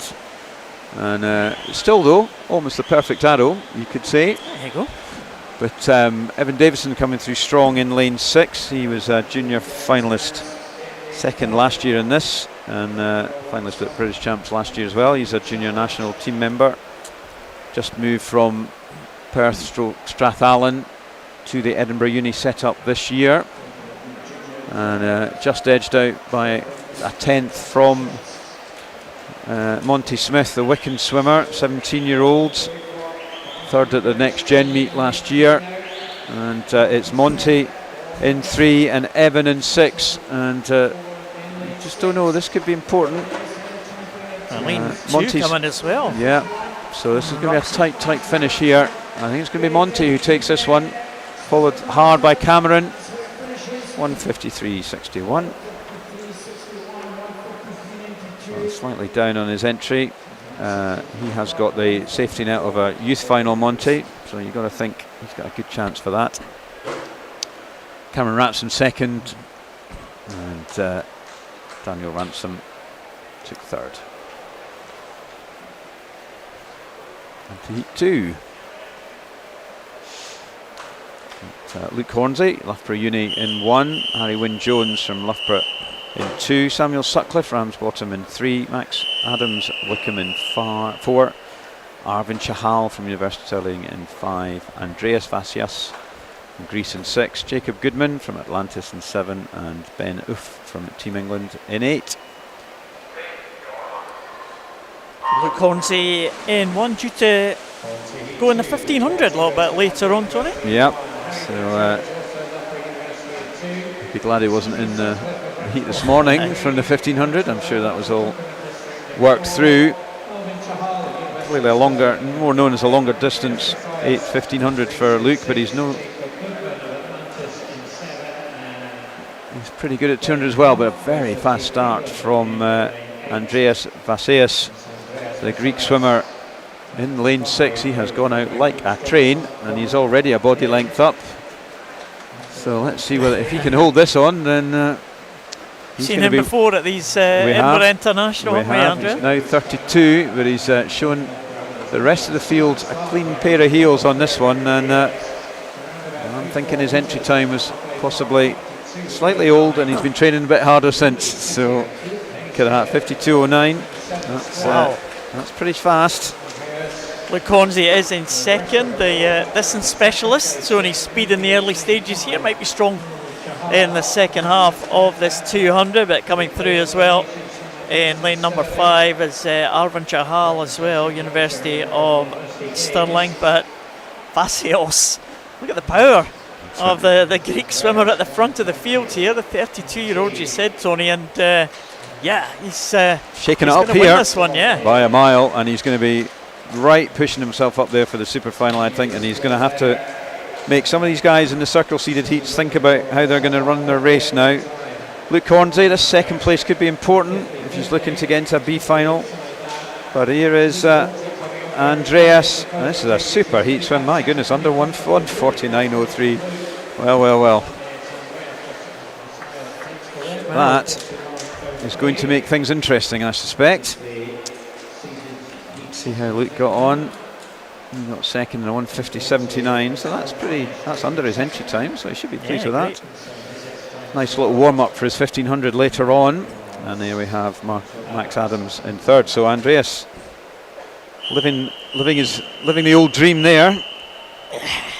As some of the big names come into the arena now. Kieran Bird, Wickham District in 1, Angelo Gianni Contini, Loughborough in 2. Jacob Mills goes in lane 3 from Repton. Matt Richards from Manchester Performance in 4. Matthew Baker, University of Bath in 5. Jordan Cooley, Loughborough Performance in 6. Thomas Leggett, University of Stirling in 7. And Brodie Gordon-Gibson with a good start there, the man from Edinburgh University, right up there in lane number 8. But, well, Matt Richards in lane number 4, one of the quartet that took Olympic gold, well, twice over actually, wasn't it, in Tokyo, and also again in Paris. So Matt Richards very much the favourite for this one. But, well, young man who has made his way onto the GB team in recent times, Jacob Mills, he goes in lane number 3 for Repton. Going over the 200 this time, very good sprinter Jacob Mills in the 100 and the 50. But Richards taking up the running at halfway. Brodie going well out there in lane 8, see if he can hold on. He's been more focused on fly in the last while, but this 200 free has been a good heat swim for him. He's the Scottish record holder on 50 fly short course, but he's shown good form here. But Matt Richards coming through in lane 4, as you might expect, and this isn't going to be anywhere near his times, but he knows what he's doing here. As you said, Jacob Mills has really come through in the last while, principally on sprint, but he's shown a good pace here on the 200. And those swimmers, Matthew Baker, Jordan Cooley, trying to pull back on Brodie, putting himself a chance into these finals. We'll look out at that, but it's going to be Matt Richards who takes this one. 149.03 in the first heat, 149.44, so slightly down on Andreas. I don't think he'll be too worried about that, but nicely paced swim. So he clearly feels the 148.49s is going to be enough to get him into this final mat, and who to doubt him on that. Second, Jacob, 150.02. Jordan Cooley, took third into the fourth of 5 heats. Yeah, and there's the lineup for that one. Dan Jones, Swansea University in 1. We have Freddie Ashley Sparks, Wickham District in 2. David Annis, University of Stirling in 3. James Guy from Manchester Performance in lane number 4. Tyler Melbourne Smith from Loughborough Uni. Gabriel Shepherd from City of Leeds. Joe Litchfield, Loughborough Performance, and Lucas Peters from Loughborough Uni. That's a lineup for this one. And, well, James Guy, again, a member of that Olympic and World Championship winning quartet. And often the man who's kind of credited with the resurgence of this 200 freestyle and middle distance freestyle in Britain. We've been so dominant over the last decade or so, and James Guy is pretty much the one who started it all off. And he's still there. Absolutely, and he's back to his home now, back in Manchester again. He was away from Manchester for a number of years. That's when he started all those years ago. I remember him as a junior, probably about 15, in fact, probably even longer than that now, almost 20 years ago, as a very promising junior. Yeah, and he's had the longevity, hasn't he? He's one of these swimmers who just seems to keep going and going and going.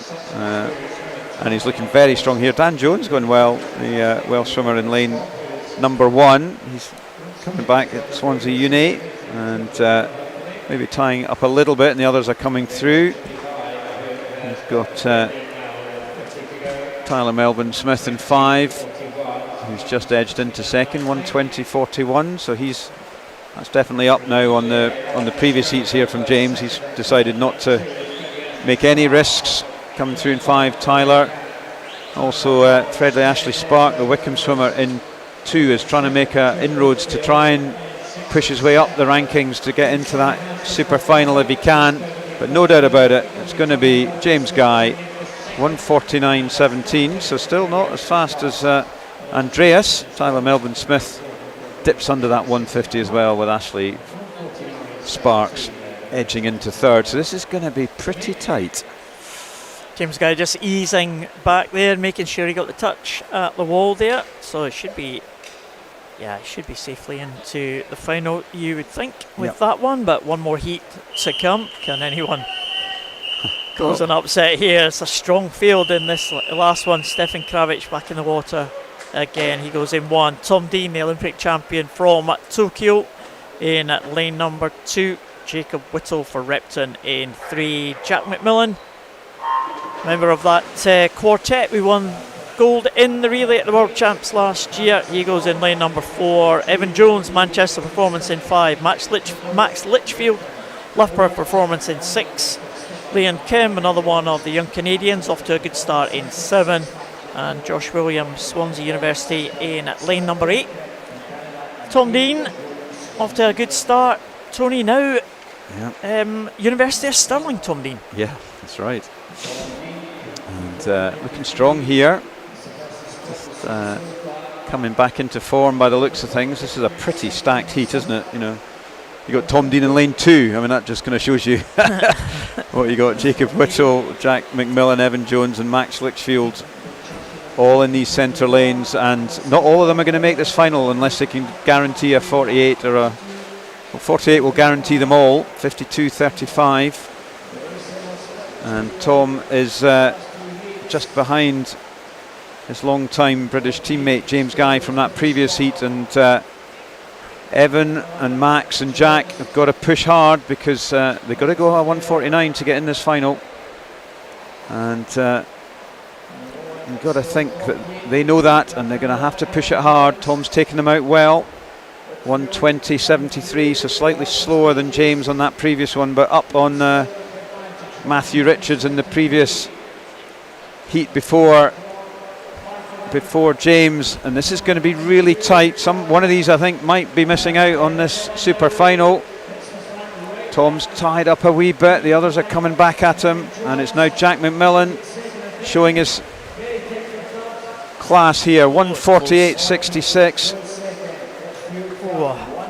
Well, this is going to be really tight. Is Tom Dean just on the right side of the line, or is he on the wrong side of the line? He paid for that early pace there. Jack McMillan, we've seen him come through strongly before. It's good 400 freestyler, Jack McMillan. Great 200. Oh, he does. And Tyler just nips him. So you need to do 1:49. So Jacob just misses out. That's goodness. That was a stacked field, wasn't it? It was indeed. Tom Dean did enough. I wonder if we go out that fast in the final. Well, I guess he's got to go for it. He knows he's got some fast swimmers with him. But that's going to be a cracker later on. As I say, 5:30 these finals start this evening. So set your alarm for that one. As we now go to the other end of the pool, shifting up of pace, it's into the 50s now. Female 50 free first, and then we've got the male 50 fly coming after.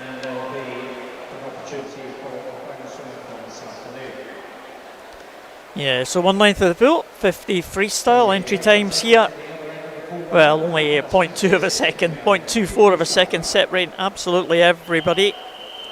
Georgina Hawkins, Abigail McInerney, Tallulah Paisley, Layla Witherspoon, Sadie Roberts, Simona Kristofikova, Alexa Mann, and Poppy Worthington. Let's see if anyone can dip under the 27-second mark. 26.80 for Layla Witherspoon is the fastest entry time here. We have 6 heats of this one. And right in the centre of the pool, well, going well in lane number 3, Tallulah Paisley, but maybe lane 5, Sadie Roberts might just have the edge. Alexa Mann also going well up there in 7. It might be her actually. Right up at the top, Alexa Mann gets in 26.60. So well done to Alexa, University of Bath. 0.3 of a second improvement on the entry time. Sadie Roberts, 26.81. That's a few 100ths faster than her entry time. So a couple of good swims there in that early heat. But Alexa Mann coming through, setting that early pace, 26.60. And only one swimmer in this second heat is faster than that time of 26.6. We have Marley Windsor, Alice Young, Julia Kulich, Jessica Podger, Jessica Gable, Emma Scobie, Neve Ward and Jessica Smelt. That's the lineup for this one. There's only 0.3 between these swimmers on entry, and that kind of looks like it on the screen, doesn't it? There's nothing between them. Maybe lane 8. Jessica Smelt, the Loughborough swimmer, also going down in 1, maybe. Yeah, it is. And that is Marley Windsor from Canada. And she did 26.16 at the recently, 26.52. So she just marginally faster than Alex in the first heat. But nice swim, nice finish here from the Canadian Marley Windsor. Yeah, not much in that one at all. No, it was not. Here's the next one. Harry Harris from Poole, Yasmin Hammerley in Edinburgh University, Tabby Sim represented by Emma Alson, Tilly Collymore from Millfield, Annabelle Smith, University of Bath, Josephine Klein and Melissa Turnbull, University of Stirling, side by side in 6 and 7, and Sophie Davis in lane number 8. Well, pick a winner from this one in the early stages. Only 0.22 on entry between these ones, so even closer than the previous. So maybe 7.5 coming through strong Hammerley as well. Also going well in lane number 2, but no, it's at 7, the top, I think. Yeah. Wait. Lane 8 by 100. 2 100s separating the top 3 there. Wow. And it was Sophie Davis getting in to the touch. Josephine Klein in second. She's so. And Alyssa Turnbull. So it was all at the top there. All at the top and all 6, in the 7 touch. and 8. Goodness me. Heat 4.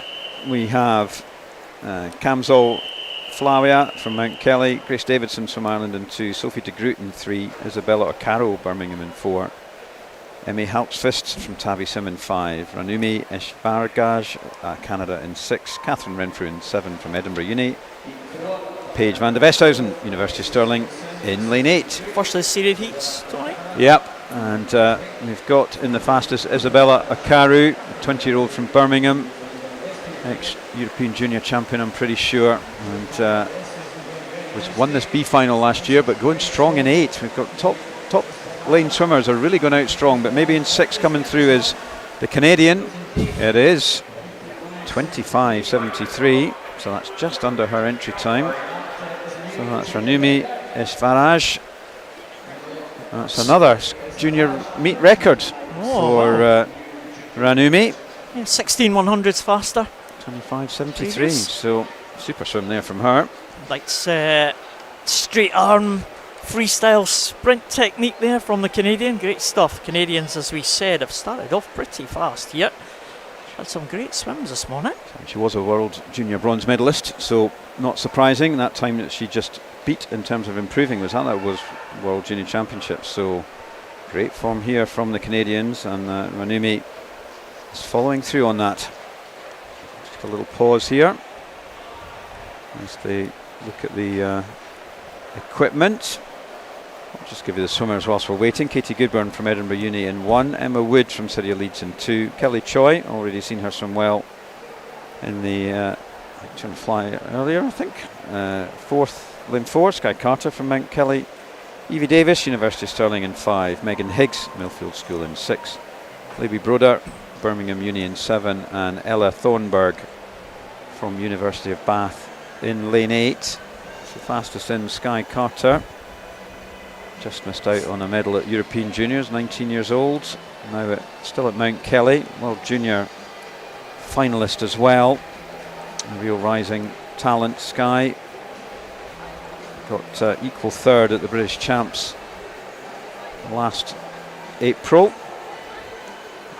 25.1, and so she is the fastest in, only half a second between her and then Evie Davis, who's the Scottish junior record holder. Evie, both podium potential swimmers in the GB setup. So the new junior record 25.73, and there are a few, well, one junior in this one. At least is it 18 then? It is 18 for junior, yeah, 18. So Megan two Hicks, 18-year-olds yeah. and one 16-year-old. We'll watch out for that junior we will time. watch out, and we've still got Theodora Taylor to come, who's I think that might be another short-lived junior record. We'll see. Here we go. Good start there in 8. Again, there's something in the water up there this morning, because they've been going well, but coming through strong after that start is Evie Davis in 5 and Skye Carter, Mount Kelly in 4, and Kelly Choi, the Canadian, in 3. It's those swimmers along coming through. Maybe Kelly. No, it's just going to be lane 5 who takes it. So it's Kelly. 25. There you go. That did not look like that at all.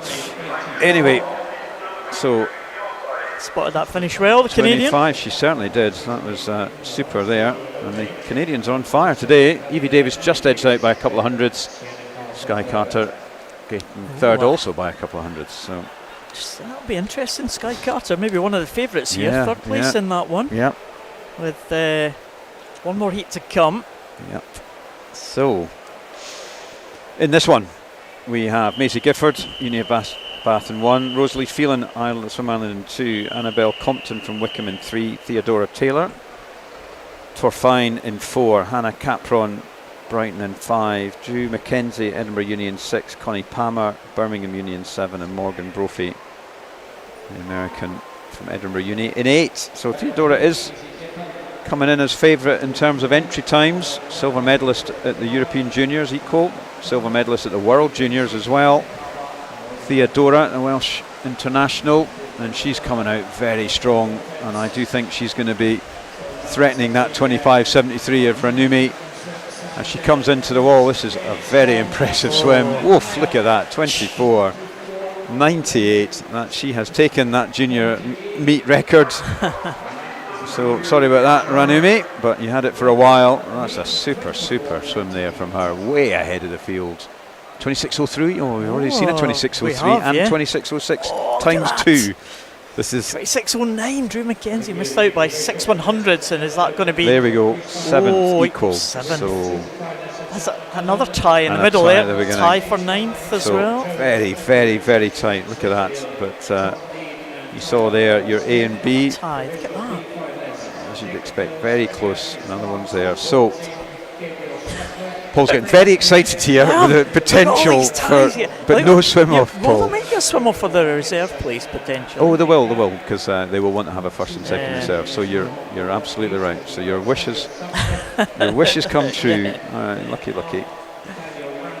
But that was super racing there, and Theodora, my goodness, dominated that one. Fantastic, wasn't it? I mean, she swam a good 100 freestyle in the British Champs last year. I remember seeing her there, those British Champs at this 50. That was a phenomenal 50. You don't get second in the World Junior Championships not swimming fast, and that was pretty close to that World Junior time. She went 24.72. Wow. I went 24.98 this morning, and she's got almost a second on the rest of the field, which is pretty unusual for a 50, I would say, a meet like this. But we're on to the male and open 50 fly. One of 6, first heat, Hadi Alabid, University of Stirling in 1, Evan Davis in City of Cardiff in 3, David O'Loughlin, University College Dublin in 4, Harry Robinson, Cameron Jameson and Thomas Exal make up the lineup, all from Loughborough. Maybe lane 5 there, strong start, Harry Robinson, also going well in 4, there's David O'Loughlin over from Dublin, but really not a lot between these swimmers, only 0.12 in entry time, so hardly surprising. All in the touch. It is Harry, 25.3. Yeah, just 6/100ths faster than his entry time, so he'll be pleased with that one. I think so. An improvement is an improvement. Indeed it Good is. to be on that side of it. Look at that, how close was that? Look at that. 2/100ths separating second, third and fourth. Davis coming out on top, and next heat is on its way. Samuel Highfinch from Birmingham Uni, Marcos Iacovidis from Nicosia, saw the Cypriot flag on the side a little bit earlier. Harry Robinson, Isle of Man goes in 3. Alessandro Donofrio, Mount Kelly. Philippos Jakovidis from Nicosia goes in 5. Thomas Bealey in 6. Archie Minto in 7. And Toby Nakamura Drew in lane number 8.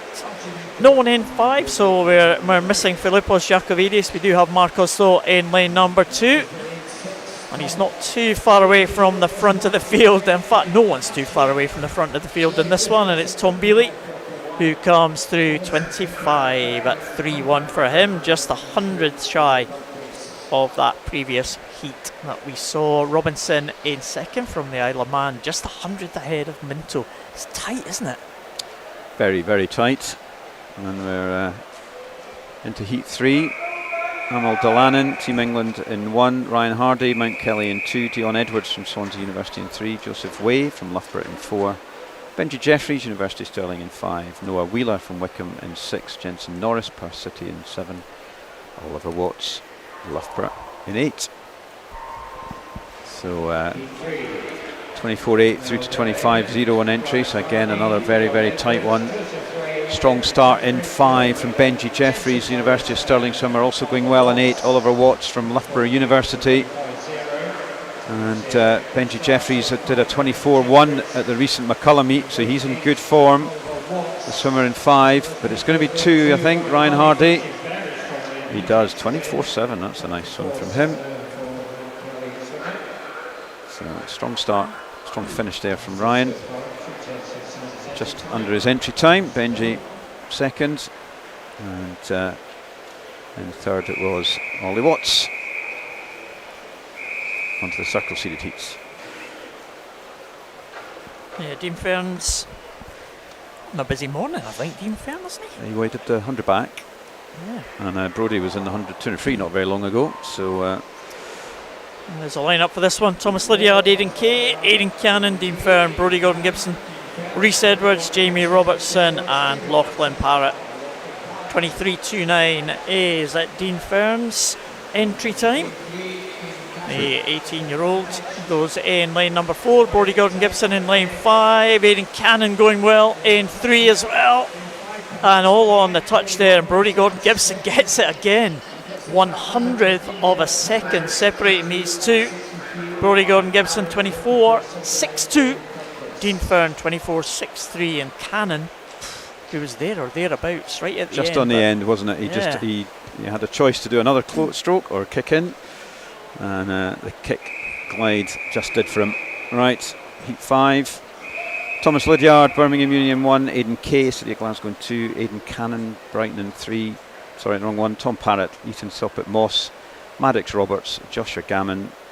Abdulbar Adama in 5. Thomas Carswell in 6. Luca Platter in 7. And Mantas Kausipides in 8. So this should be another fast one here. Josh Gammon, fastest in the Bath performance swimmer. Abdul Jabbar, the youngster from Mount Kelly, also going well in 5, and it's going to be between these two. Who's going to get the edge? All in a touch. Josh does 23.85. Wow, they're significantly up on the previous heat there. Not a lot between those two. Yeah, good stuff there. Almost two worlds colliding there. The sprinter Adama, very good at the 50 freestyle, very good 50 fly, and the 200 fly, former British champion Josh Gammon. So almost kind of meeting in the middle there, these two. It's a good contest. Junior meet record there for Abdul Jabbar. Oh wow, junior meet records going on. They are, absolutely. So Colton Dorfield, Millfield in 1. Callum Rose goes in 2. Brogan Hyde in 3. Jacob Peters in 4. Lewis Fraser in 5. Gregor Swinney in 6. Kieran Lennox in 7. James Kilpatrick in lane number 8. Jacob Peters in lane number 4. His favourite for this one, 23.00 for Jacob Peters. Second place in the British Champs last year. In to the wall first though. 23.73 for Jacob, and followed home by Lewis Fraser, 23.99. So 2 under the 24-second mark, and Brogan Hyde just 24.02. Should be enough for all those to make it into that top 8. Dean Fern and Brodie Gordon-Gibson make it as well. And again, very, very close to make it into that B final. Juniors to come. A little bit of a few ties there further down the field. Again, close contest here all the way through. Yep. Not much in it at all as we go through the lineups for that one. Again, another close contest in prospect here. Jacob Peters looking good, Joshua Gammon looking good as well. Abdul Jabbar Adama. Move back to the other end of the pool, Tony. Yep, slightly shifting pace. This is now onto the female 400 free, as you can see, 4 heats. In this first one, we have Mount Kelly's Irina Vrabek in 2, and Zara Kravitz from East Lothian in 3, Ella Smith from Borough Stockton in 4, Talia Staines from Dermottside and Gateshead in 5, Maisie Dickinson, Birmingham Union 6, and Paige van der Westhausen back in the pool in lane 7. She was in the 53 not that long ago, Paige, so here they go in this 400, a shift in gear, and Ella Smith is the fastest into this one, the Borough Stockton swimmer, 17-year-old. Next to her we've got Zara Kravitz in 3, the East Lothian swimmer, junior national team member, Scotland, but it's Talia Staines from Dermottside who's just taken that first 50, but pretty even across lanes 3, 4 and 5. Zara, Ella and Talia, and going pretty steady on this one. I'll say they came in on a 4:21 through to 4:24 and 1:03.8 in that first. And it's the 100. last 2 heats this time are the cycle seeded heats, Tony, in the 400s. Yep. So we've got 4 heats of this one, and the last 2 are those cyclically seeded heats. So we'll get the favourites coming in those last 2 heats, but a good chance for someone to, you know, try and force their way into one of the finals as well tonight. Yeah, no, there's open finals and B final and youth for this, so there are 3 finals to go for, so they've got decent opportunities to get an extra swim if they can push it through. Zara and Ella are both eligible for that youth final, so they've kind of got a double hit. Maybe these events where there's only 4 heats of this one, we might see a few people this afternoon squeezing their way into the finals. Yeah, quite possible. So it's still 4 of them really in a line, and all looking in contention here. 2:13.11. So that's that 69 100 there. So we're looking over, it's in the 230s here, low 230s, 430s, sorry, we're looking at. Which is a bit down on their entry times, but we'll see. It's been a strong sort of middle of the race here from lane 2, which is Irina Vrabek, the Mount Kelly swimmer.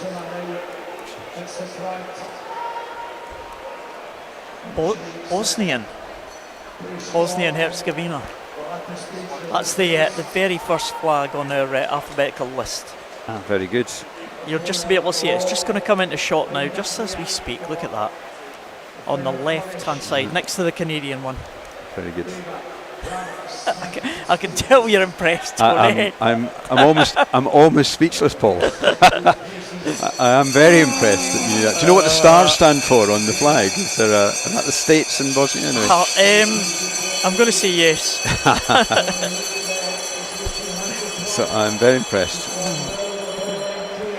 And she's really come through in this middle section of the race. She was back in fourth at about 100 to 150, but she's really pulled through. The Mount Kelly swimmer, and Zara Kravitz trying to go with her, as is Ella Smith, the Stockton swimmer, but I don't think there's any doubt that Zarina's going to take this, and she comes through with 50 to go, so that was a 33, so maybe looking slightly under 430, is that right? And, yep, so she's had a really strong second half. I think this is going to be negative splitted actually, given the pacing they were at on the first, or she would have had in the first 200. As she comes in, and that's a very strong second half, 4:26.89.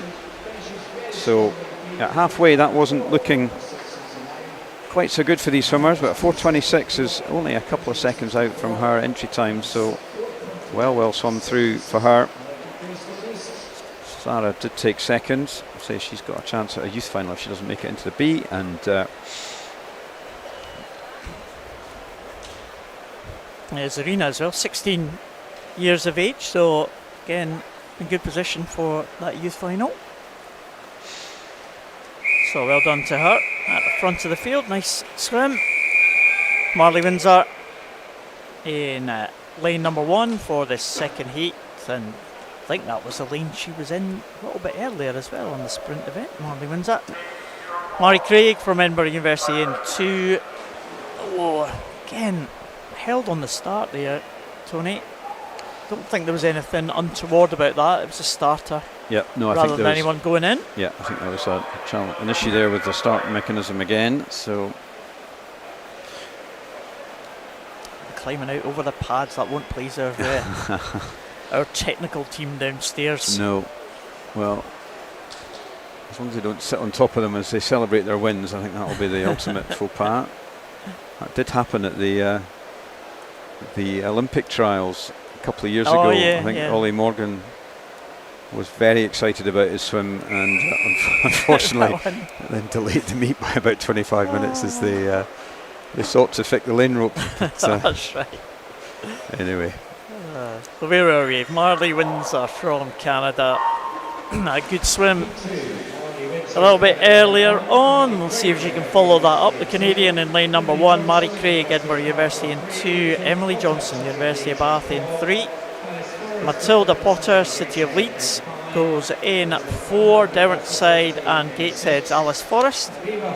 In lane number 5, Elizabeth Land, Newcastle in 6, Aviva Holinsky from Mount Kelly in lane 7, and Alyssa Lowe from Team England right up there in lane number 8. Just around about a second and a half or so separating everyone in this field, so no surprise to see a tight contest in the early stages. Matilda Potter, fastest entry time with that yellow cap of City of Leeds. Alice Forrest just 3/100ths behind the City of Leeds swimmer in terms of entry time. And these two looking pretty good again. Nice spearhead pattern there as they go over at the 100 mark. Potter it is who leads Forrest. 102.13, so nearly 2 seconds faster than that previous heat, Tony. Yep, so that's quite a big leap really on off the first 100, so let's see if they can hang this together. I mean, Zarina did come back very, very strongly. I'm pretty sure she must have gone out in about a 2:15 and come back in about a 2:11, so or maybe 2:14, 2:12. But that's these swimmers know that they've got a fast finishing person ahead of them. But it's still Matilda Potter, a lead swimmer, as junior finalist at the Bridge Champs last spring. Matilda, and that's where she did this entry time actually of 4:19.91. But she got about half a body length up, still pretty tight. And fast from Emily Johnson on her heels, 2:86. So that's 5 seconds up on the first heat, which is quite a significant lift. I think these swimmers will all be really gunning for that B final as a minimum. They'll know if they can get anywhere near their entry times that they'll put themselves in a good shout. At 2:08, it's pretty good. What was that? 65, 66, or 112. So they're in around the 4:20 mark if they can keep that second 100 pacing up. Yeah, I'd like to dip under that, I'm sure. Yep. So 4:19.91 the entry time, so she's there or thereabouts, I think. 3:71, fastest in the pool. For that one was Mary Craig in lane number 2 for that previous 50, and she's coming back into contention now. So maybe 3 swimmers now challenging for the lead as they come to this 300 mark. Matilda Potter will still have the advantage. Emily Johnson right there. Mary Craig right there. Alice Forrest. See the bells there for 400 as well. That's new. So there you go. But no, and as you said, the turn numbers are up as well, aren't they? Yes. Yeah. So your intel was spot on. Spot I've on. learned something today. Well, you've educated all of us, Paul. That was your. You did say that you'd heard it was coming, and there we go. Well, it keeps the judges on their toes as well, doesn't it? Right. But it's a really strong last 100 from Mary here. That's really still on the 65, so we're looking around that 420 still. And she's had a very strong second half. Coming back strong though is Matilda, the City of Leeds swimmer. She's really got a bit between her teeth on this final 50. Can Mary respond? I'm not sure she can, and in between them is Emily Johnson from Bath Uni, but really strong final 50 from Matilda Potter, and she comes in 4:22.47. So the 18-year-old Mary comes in a 4:23, just a few seconds over her entry with Emily Johnson taking third. So that was a good final 100 really from Matilda there. Yeah, did well. Mary Craig looked good in the middle of that 400, didn't she? A good second 100 and third 100. Just getting caught out by the pace of Matilda in that final 50 metres or so. There is the first of the cycle-seeded heats.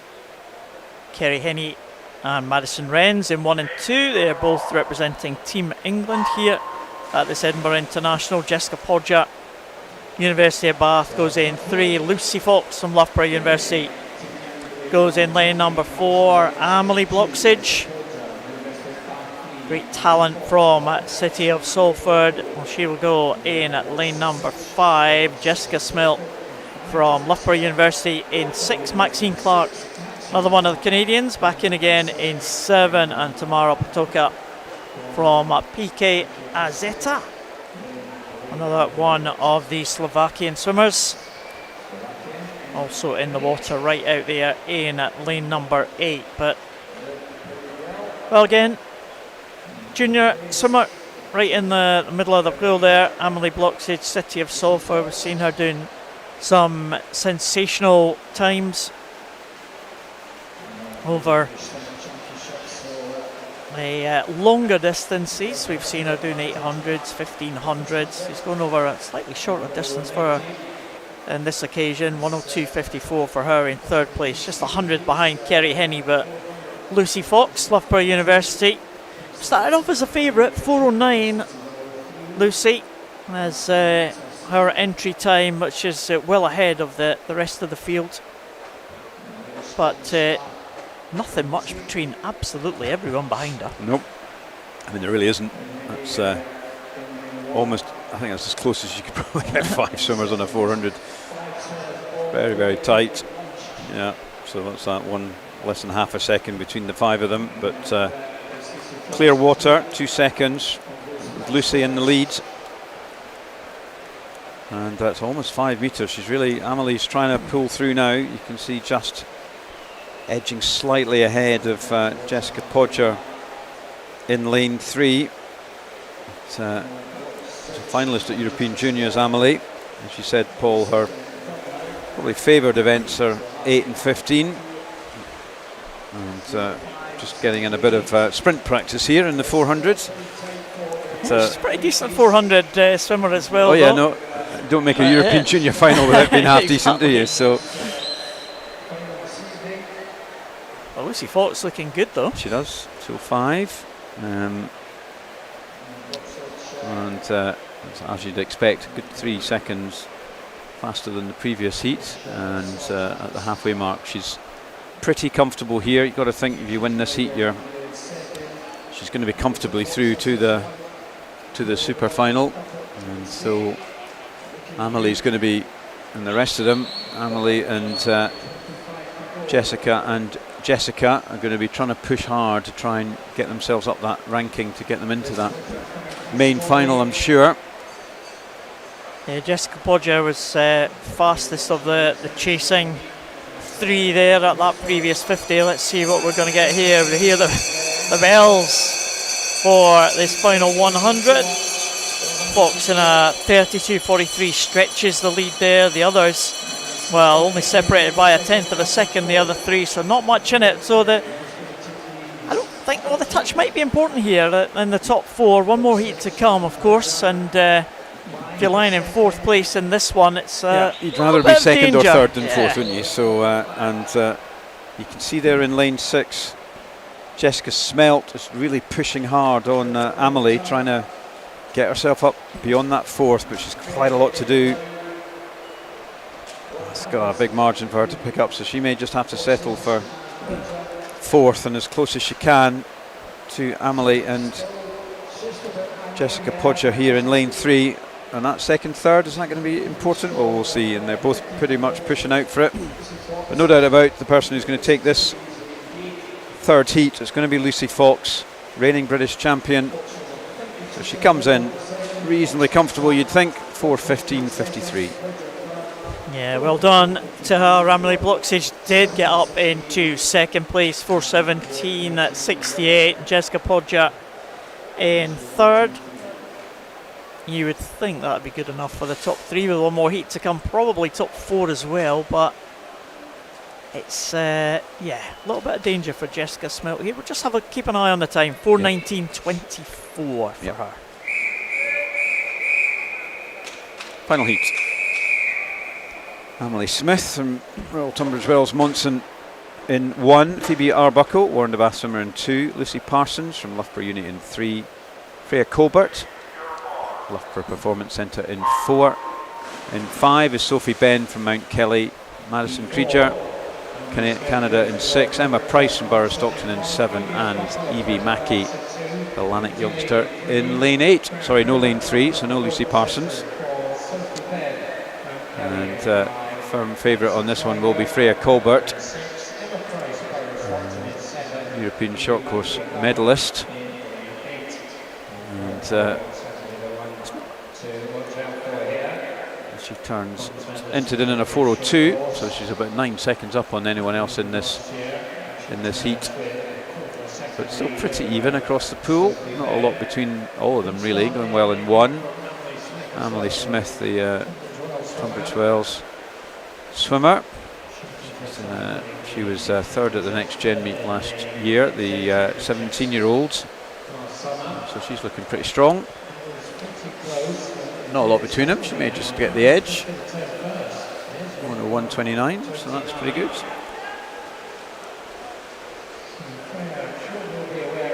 Freya Colbert looking good though, 1:01.46. Again, one of the stars of the GB team, taken to the water here and trying to make it through to that Commonwealth Games qualification. As we said, the British Championships just in about a month's time. Qualification opportunities for the Scots and the English, with other Commonwealth nations having different qualification standards, but Freya Colbert certainly you would hope to be there. She's been a swimmer in the GB team, world champion she was 2 years ago in the 400 IM, and obviously part of that Olympic team in Paris as well. So Freya Colbert, one of the real stars, and 400 freestyle, 200 freestyle, 200 IM. She's a multi-eventer, Freya Colbert. still in second position here, just a couple of tenths advantage over Madison Krieger. We saw her set junior record a little bit earlier on this morning, Madison Krieger, but Emily Smith still leads them out in lane 1, but they're coming back on in the centre lanes, Tony. Yeah, and this is slower, I should say, than the previous heat by about a second. So we were talking about that swimmer in lane. The swimmer in the previous heat was at Jessica Smelt, and she'll be looking out for this one because these guys are slightly down on that pace from the first heat. So let's see how this pans out. Not out of it lane 8 either. Evie Mackey, the Lanark swimmer. Yeah.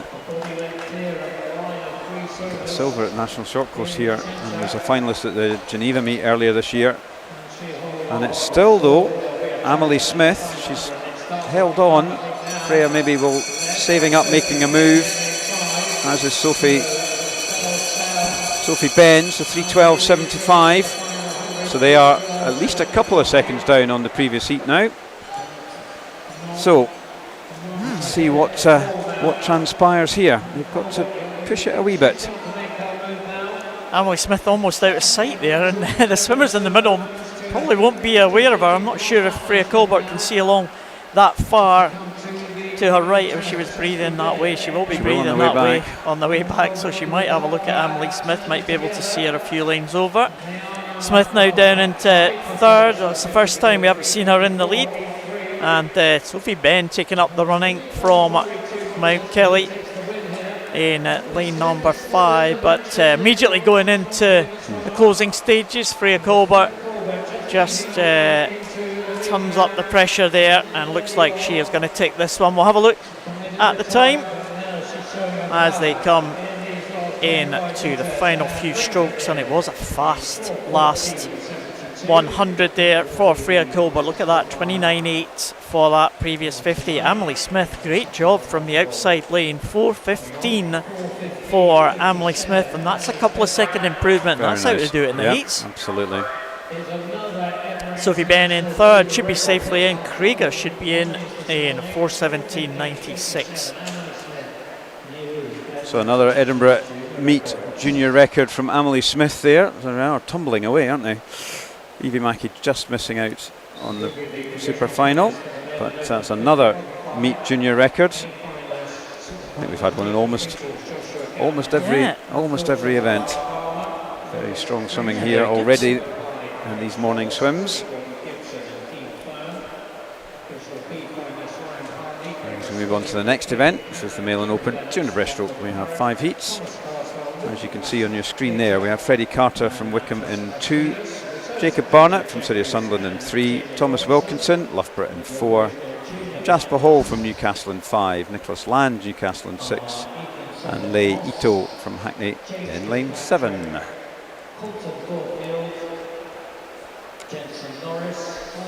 Hackney A&E. Yeah. What's that one? Is it Anacondas? Oof. Anacondas, that'd be quite good. I have no idea. Could be wrong. If anybody from Hackney is here in Edinburgh, they can come across and let us know. And also, if you are watching us at home and you know someone here in Edinburgh and we're getting your swimmer's name completely wrong, we don't mind if you come and tell us. Exactly. It is Anaconda, so very good. There you go. Well done. You're full of surprises this morning, aren't you, Paul? Oh my God, I'm surprised myself. 200 breaststroke again. We've got some big names to come in the later heats. 2:21.90 is the fastest entry times for the swimmers in the middle. Thomas Wilkinson and Jasper Hall both entered on that 2:21.90. And slowest time is only 2:22.81 from the Hackney Anaconda swimmer, Lei Ito. You're going to enjoy saying that now, aren't you? Yeah. Be interesting to know. Oh, hang on a minute. Is that lane 7? He's not even there. Oh, and we've given him we've given him so many mentions, and he's not even there. Oh, that's a shame. We really should pay attention, Tony. We should. I hope he's okay. So, the 5 swimmers, as I just score off Lei Ito on my piece of paper in front of me. 2 18-year-olds from Newcastle in 5 and 6, Jasper Hall and Nicholas Land are having their own private club championships there almost. In second and third place, it is Jacob Barnett who leads them through City of Sunderland. So Sunderland getting the edge over Newcastle this time. So that's a bit of a northeast tussle there. Loughborough University in lane number 4 and Freddie Carter from Wickham in lane number 2, just in 5th place at the minute. But Sunderland swimmer Jacob Barnett going along very nicely indeed. It looks like at this stage he's got this one sewn up with a big lead into that final 50. Looking very strong, Jacob. Very strong indeed, 19-year-old. He was finalist in the junior final at last year's British Championships, and he's really gone out strong here, and he's over 5 metres up on the rest of the field. So 108 for the first 100, and this is very, very strong swimming from him. And he's going to come in. Entry time for him was a 2:22.2, and he's going to be just over that, but he's showing a clean pair of heels to the rest of them. 2:23.83, so a convincing winner of that heat. It was Nicholas Land, won the battle of the Newcastle swimmers from Jasper. Both 18 years of age, the two Newcastle swimmers. I bet they know each other pretty well. Yeah, so they've been swimming each other for quite a long time. And just a bit of a delay to confirm the result, but there we go. 4/10. There's the battle of Newcastle, winning Nicholas Land with Jasper Hall getting in third, but no doubt about the winner of that one, Jacob Barnett, City of Sunderland. And the next heat on its way now, heat number 2 of the 5 heats, so we'll be into the cycle series heats after this one. Daniel Ransom, City of Leeds in 1, Benjamin Cummings, Edinburgh University in 2, Charlie Rogers, Team England in 3, Austin Williams, Edinburgh Uni in 4, Edward Robinson, Team England in 5, Ben Rogers, University of Aberdeen Performance in 6, Henry Guppy, Millfield in 7, and Oliver Caddick from Loughborough University in lane number 8. And I have checked, Tony, all the swimmers are in the pool. Excellent, good to see. And Daniel Ransom is taken out on this one, leads 18-year-old. And goodness, looks like a pretty clear lead for him. 18-year-olds from the City of Leeds, the rest of them all in a line at the moment. He's definitely decided to go for this one, Daniel. He's the youngest, joint youngest in the field. Edward Robinson in 5 and Henry Guppy in 7, 18 years old as well. And still got a clear lead, although maybe fastest in Austin Williams, the Edinburgh Uni swimmer, is just coming through. He's Irish swimmer, Austin, and, but still got a way to go to catch up. And Daniel, he's still looking pretty good, Daniel Ransom, holding that stroke together very well indeed. We'll just check the splits there as we go over this final turn, just to see if anyone is making any inroads to that lead of Daniel Ransom. I'm not sure they are, you know. Let's have a look at the splits, that'll be able to tell us. 35.59 for Daniel. Yeah, and he's increased that lead by around about a second there. Austin Williams, as you said, Tony, the Irish swimmer based in Edinburgh University, in second. Coming through, Henry Guppy coming through strongly, another one of the 18-year-olds right up there in lane number 7. But Daniel Ransom is going to be the man who is going to take this one. And again, maybe someone who can maybe force his way into another swim here if he can get a good improvement on the entry time into the red zone. And a great time there, 2:17.77, much faster than the entry time. Well done, Daniel Ransom. He's definitely put himself in with a shout, hasn't he? At least for that B final. Ah, super swim there. He had showed intent right from the beginning and just held on. Didn't held on, he was pulling away, wasn't he? Yeah, he was, yeah. Another second, 2 seconds taken out of them in the second 100, so He's breathing a bit heavy there as we look at him, but I think no he wonder. probably deserves Great. that. Well done, Daniel. Yeah, super swimming there. Really good swimming. So next heat, see another Irish swimmer here, Lachi Reid from Swim Ulster in lane number 1, Max Morgan from Reeds goes in lane number 2, Alexander Casey, Loughborough University in 3, George Smith from University of Stirling in lane number 4, Maxwell Anderson from City of Cardiff in 5, Olivier Vidren from University of Stirling in 6, Jamie Steedman from Team England in 7, and Toby Mackay, champion from Oxford University, goes in lane number 8. We're into the cycle-seeded heats this time. So one of the fastest entry times in that one, that's George Smith, 2:10.00 for George Smith in his entry time. It's Max Morgan who's take the running here. Podium potential swimmer, Max. Very strong breaststroker. Yeah, very good on the 100, doesn't he? Absolutely. And the shorter distances, Max Morgan, but looking good on this 200 in the early stages. It does look very smooth, and he's taken out quite a strong senior field here. George Smith is third into this meet. He's the third at the British Champs last April, so he's got real form in this one. Max is still ahead, 105.31. Yeah, Max also in that British Championship final last year, 6th position, and again one of these big names. We see Adam Peaty, as you said, almost making his comeback this weekend, doesn't he? Since not really being around since the Paris Games and trying to make that Commonwealth Games, but you know, the absolute superstar that is Adam Peaty, and these youngsters have really benefited from him being around in Britain, haven't they? Totally, it's just something to aspire to get to. And it's now George has just taken the lead, 141.50, so we're now back on the pace of the previous heat, pretty much. 2:17 that was from young Daniel Ransom, but I think George will maybe just pull through just ahead of that, but I don't know whether Max and Alexander will. And so coming through strong in lane 6 is also Oliver Verden from the University of Stirling. So it is George Smith, then Alexander Casey and Max Morgan. They get your 1, 2, 3. Only George is faster than Daniel, so Daniel's still in contention here. Banging contention. He really is. Yeah, he's second with 2 heats to go.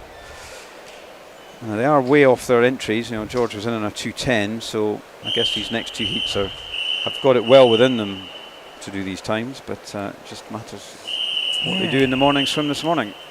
Absolutely. I said a number of swimmers building up to those British champs in a month's time, so people in different kind of stages of their preparation. Very different, very, very different, and also depending how they want to swim these races, whether they just decide this is a meet not to go out too much in the heats, and it's only the first morning of 3 days. But in this second last heat, Wilfred Lee, Millfield in 1, Joshua Inglis from Swansea Union 2, Rafe Dobson, University of Stirling in 3, Gregory Butler, Loughborough Performance Centre in 4, Rory Dixon from the University of Stirling in 5, Josh Mitchell, Edinburgh Uni in 6, Leon Taylor from Brighton and Hove in 7, and Andrew Arthur from the University of Aberdeen Performance is in lane 8. But it is Greg Butler, maybe not a surprise. He's taken this one out. Just missed out on a final at the Worlds. Did his entry time of 2:09.6 at that meet, and he's already a clear lead. He's not taking any risks on this one, is he? 30.4, just a wee bit slower than Max was in the previous heat, but this 100 is faster, 104, and that is the fastest so far at the halfway split. Rory Dixon going with him, but not going with him, but second, but still good 2-3 seconds behind. And so these guys have got to motor along. Rory, Josh Mitchell and Leon Taylor over there in 5, 6 and 7. Maybe Josh Mitchell just slightly edging ahead. And but no doubt about who's going to take this one. I think 139.68. He's now a couple of seconds up. So yeah, looking at 2:14 maybe for Greg. Josh Mitchell in at 1:43, so he's going to be in the 2:19s maybe. So I do think it's looking better and better for Daniel Ransom from that second heat. Well, we'll see the times. No doubt that Butler's going to take this one. Let's have a see and have a look at what he's going to post here. Going to be under that 2:17, so he's going to be fastest so far. 2:14.81, so well done to Gregory Butler. Well, Rory Dixon came in like a train, and he may need it. It's 2:20. And Leon Taylor and Josh Mitchell. So Josh was second all the way through that until the very fast last few metres. That could be all important. But Greg comfortably in. And, yeah, he's fastest, I think. But Rory Dixon maybe down about 6th at the moment, isn't he? With one heat to come. Yeah, this is going to be tight. So final heat. So setting from Birmingham University goes in 1. Charlie Joe Hallett from Plymouth College in lane number 2. Dimitrios Chalagikos from SK Roy of Greece goes in 3. Philip Nowacki for Millfield goes in lane number 4. Christian Ryan, University of Bath in 5. Luke Ibbison from Loughborough University in 6. Benjamin Kiscombe from Canada goes in 7, and Frederick Beasley from Team England goes in lane number 8.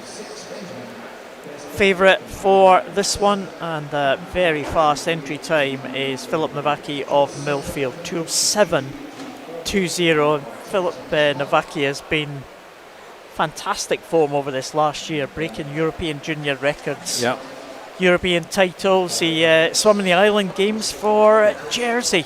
The fact he's World Junior Champion is nothing. He won the Island Games Championship in Orkney in the summer. And he was delighted today. He said he was very proud to represent Jersey last summer.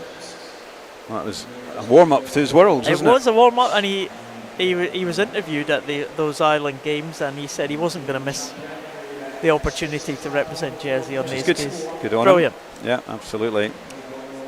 Did a range of events up there, didn't he? Did fly and IM as well. But look at this on his breaststroke, beautiful stroke. This is the one, I think, isn't it? 100, 200 breaststroke for Philip Nowacki. This is his number 1 event, and again, it's one that's really come through the ranks over the last 4 or 5 years. You know, he's been a very young swimmer, swimming in the age group championships, and he's almost in the senior ranks now, and you know, it's great prospect. Absolutely, he is a podium potential GB swimmer, and I don't think he's been to this meet before, so it's good to see him here. And he just looks fantastic. Projection forward on the kick and the pull, beautifully timed, and he's just pulled away on that last 50 from Dimitrios Chaliakos, but there's no doubt about it. Nowacki 2:13.30. It's going to be interesting, these follow-up places. Oh, I think fast last heat, that one. Yeah. So that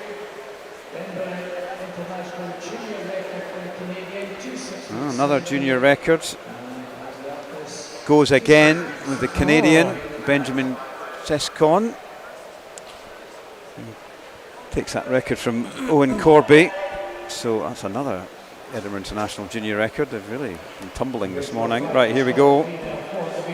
There we go. Daniel's in. Max, Rory. Goodness, they're in their B final. So, but well done, Daniel. That's been for me. That's been the swim of the morning so far. Getting into a final from a non-circle seeded heat. We've not had many of them. Oh, tie for 17th. Oh, right. Desperate for this swim off, aren't you? Desperate. No, not at all. So this is a penultimate set of races this morning. We've got this is the female 100 breaststroke, male and open turn of IM to come. Duncan Scott in the last heat of those. But in this heat, first heat of 6, we have... Not sure if we had Evie O'Halloran Hutchison didn't take the start earlier, and she's not there this time. Matilda Ransom in 2, Julie Salah in 3 from the University of Stirling, Phoebe Williams-Jones, Birmingham Uni in 5, Harriet Oldfield, Alnwick Dolphins in 6, and Amy Hanson, Hackney Anacondas, and they are here in this one, in lane 7. A great name. Interested to understand the heritage of that and why Anaconda was picked up. Someone from Hackney. Maybe let us know. I don't know how they let us know. But anyway, we don't have any fancy live stream chat functions. And it's Julie Salah, the University of Stirling swimmer, who's got the edge there. Egyptian swimmer.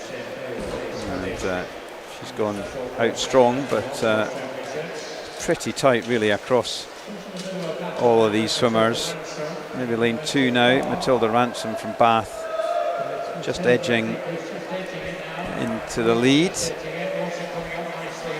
Entry times for these 5 swimmers is a 1:14.1 to 1:14.6, so really not a lot between them over a 1:14.69. So that's strong. Nice done there, yeah. Strong finish there. Just about on her entry. It was Phoebe Williams-Jones edged second. Did you say Julie Salah was Egyptian then? Yeah. All right. Can't see the Egyptian flag. Someone slipped up there. Can't see the Egyptian flag opposite us. Ooh. Tell you. Ooh. Anyway, we'll take that up with the appropriate authorities later. Next heat. I think you're right. Yeah, I can't see it. Anna McCarty from City of Glasgow in 1. Erin Kaplan-O'Brien from Hackney Anaconda in lane number 2. Millie Searle from Geary in lane number 3. Olivia Cooler from Royal Tunbridge Wells Mudson in 4. Sophie King from Mount Kelly in 5. Lucy Stoves, University of Stirling in 6. Amy McLeod, City of Glasgow in 7. And Louise Bressler, University of Bath in that top lane furthest away from us. She goes in at lane number 8. Again, entry times here, well, less than a second separating absolutely everyone in this one. Millie Searle first to the touch there at the halfway point. 2 15-year-olds in this one, Millie Searle being one of them and Olivia Quiller being the other, and they are leading the older swimmers at the halfway point in 3 and 4. Remember, 4 and 5, those 2 yellow marked lanes in the middle of the pool. Lane 4 closest to us. And it looks like it might be Millie Searle, lane 3. Anna McCarty going well in the outside lane as well, City of Glasgow swimmer. And it is very close right across the pool. Might be Millie Searle. Is it going to be Anna McCarty? It's very close, but it was Millie Searle. 1:13.51, 13/100ths ahead of Anna McCarty in second, but 1:13.51. Nice time. Certainly top 4 swimmers all in the 1:13 range, which was where the entry times were. So good stuff from that second heat. Second heat of the 6. Into heat 3, we have in lane 2 Shola Robinson from Loughborough Uni, Ellie Campbell from Swim Ireland in 3, Lily Green from Mount Kelly in 4, Gabrielle Hunt from Team England in 5, Esme Hall, Borough of Stockton in 6, Megan Mills from Tadcaster in 7, Sophie Hamilton, Loughborough Performance, Loughborough Uni in 8. So only the 7 in the field this time. Pretty even start. Maybe lane 6 slightly behind Esme Hall. But very strong start here in 4. Lily Green, the Mount Kelly swimmer. Strong teams up from Mount Kelly. She's the next gen champion for her 15-year-old age group, as was last year. And 16 this year is Lily. And given a run for money, Ellen Campbell from Swim Ireland And it's just Ellen, 33.76, but only by 1/100th of a second from Lily Green. So very, very tight between these two. Good turn there from Ellie Campbell. Second in the Irish Championships, Ellie, where she did this entry time 1:12.13. Lily's entry 1:12.10, so not a lot between them, but Ellie is looking strong, coming through good in 5. Gabrielle Hunt, one of the Team England swimmers, and she was 4th at the next gen meet, but it's going to be Ellie just edging it, I think, just, or only just, 1:12.31. 2 good finishes there at the front of the field, so yeah, excellent. So all both just around about their entry times, 2/100ths between fast finishing Gabriella Hunt and in 3rd there Shola Robinson. Lily Green just edged out of the top 3. So next heat, first of the cycle-seeded heats. I think we've got all 8 swimmers in this one. Emily Morgan Hughes, University of Stirling. Shima Tagavi from Canada, youngest in the field at 15. She goes into Imogen Miles from Royal Tunbridge Wells Monson in 3. Anna Morgan in Edinburgh University in 4. Jasmine Carter from Mount Kelly in 5. Hannah Bowley from Edinburgh University in 6. Hannah Bettison from Loughborough University in 7. And Charlotte Cope from Team England goes in at lane number 8. And again, as we expect in these cycle-seeded heats, we have the swimmers in the centre stretching away. Anna Morgan goes to the front. She was 3rd place at the Edinburgh International last year, 3rd place in the British Championships as well last year. The Edinburgh International time was 1:07.36, and that's her entry time here for the championships this year. She's looking very good in lane number 4. Jasmine Carter, seen her a little bit earlier, the Mount Kelly swimmer, and she is looking like she is just going to hold off the challenge of Imogen Miles, although Imogen coming back strongly now, and it is Imogen who takes 2nd, but no doubt who's going to take that one. Anna Morgan sets the standard for the heats to come, 1:08.32. Imogen Miles gets into 2nd, 1:09.94, and that might be important when they come to see who's in that final, just touching out Jasmine Carter in 1:10.24. So 1:08.32, Anna Morgan looking good Pretty again. solid, yeah, that was a solid heat swim, wasn't it?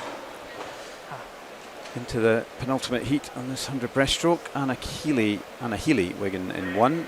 2 Loughborough swimmers in 2 and 3, Asia Kent and Elizabeth Booker. Then had Cara Hanlon, Edinburgh University swimmer in 4. 5 is Sienna Robinson from Loughborough. Charlotte Hardy from Edinburgh in 6. Sophie Brassington from Swansea in 7. Colleen Devlin, Birmingham Uni in lane 8. And Cara back in the pool, consistent performer over many, many years. Cara, previous Scottish record holder. She was 2nd at those British champs last year. Narrowly missed out on Olympics the year before. She's gone out fast, 32.03, so that is the fastest. And on her outside, Sienna Robinson, Loughborough University swimmer. And she's got good form as well. Was the next gen champion in Sheffield last summer, but she's not able to stick with Cara on this one. Cara, another one of these Island Games swimmers from Orkney last summer. Yeah, Western Isles representative, had some cracking swims as well. Take a title for her in 1:07.99. Well done, Cara Hanlon. That's faster than that previous heat of Anna Morgan. So she will lead the way with 1 heat to come. So 1:07.99. Sienna Robinson in 2nd, 1:09.88. Brings her up into 3rd, I think, as we stand. So it should be good enough. Charlotte Hardy, have to wait for this final heat to come. And British record holder is in this one. That's Angharad Evans going in lane 4. Full line up. Anna Farr in 1, Anna Finlay in 2, Nicolette Trinkova in 3, Angharad Evans in lane number 4, Theodora Taylor back in the water again in lane number 5, Amy Crowley in 6, Emily McGee in 7, Anastasia Muzat in lane number 8. But Angharad Evans, of course, been absolutely on fire, just breaking that British record, and one of the 2 swimmers pre-selected for the Scottish team at the Commonwealth Games in this summer. And it's Theodora Taylor. She's taken this one out 32.43. She's already got a meet junior record this morning. Smashed it on the 53. And she's given Angharad here a good run for her money. And European junior bronze medalist Theodora in this event, so showing versatility across free and breast. Angharad showing her class though and her experience as she comes through. She's not having any of it and has decided she's going to take this one. And that was a really fast second 50, 106.76. So that's super swimming there for her. That's a very strong heat swim. Theodora 108, just outside the meet junior record, but only just. So let's see what happens this afternoon. Oh, missed out by 13.23 and then in third, Nikoleta Trimikova from Pavaski Bistisha, the Czech-Slovak team. There's the finalists. You had to go, what was it, low 110s to make in that one? Was it 110.24? Was that 8th place?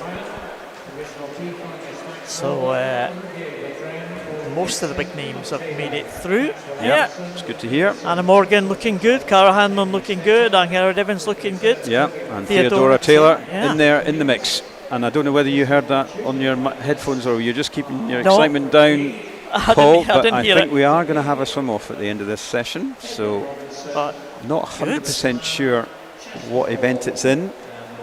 was a few options. There were many options, and maybe that, that reserved one for the fly, I think, wasn't it? Anyway, we'll find out.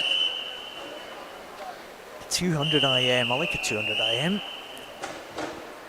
We've got 5 heats of this one. Final 3 heats will be the cycle-seeded heats.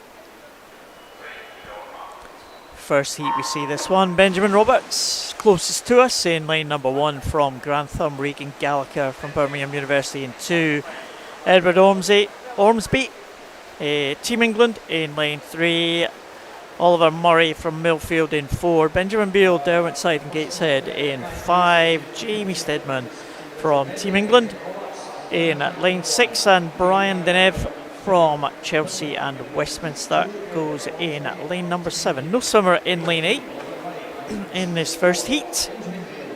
All the entry times on the 2:07 mark, so promises to be a close one. 2:07.30 for Oliver Murray and Benjamin Beale in the centre lanes, and 2:07.80 is the slowest for Denev and Roberts in the outside lanes of the 7. And again, it's a good start for the first half of this one. Benjamin Beale will lead them through. Good backstroke there. Yeah. Breaststroke, as we always say, Tony, always important in an individual medley. So Yeah. let's see if any of the breaststrokers could make any inroads to this lead. Yeah, kind of assuming that Oliver Murray in 4 is a strong breaststroker as he's coming through. But the one making the move at the moment is lane 3. That's Edward Ormsby, the Team England swimmer. He's a finalist at the British Summer Next Gen meet last year. And he's come through very strongly in that breaststroke. And it is also Oliver Murray in 4. He's made inroads in to get to second, but it's definitely Edward who's made the most of it. He was the fastest by over a second. And going well as well in 1 is Benjamin Roberts from Grantham. So, but it's going to be Edward Ormsby. He's looking very strong on this one. Entry time for him is a 2:07.4. He's going to be there or thereabouts, isn't he? Yeah, great second half Yeah.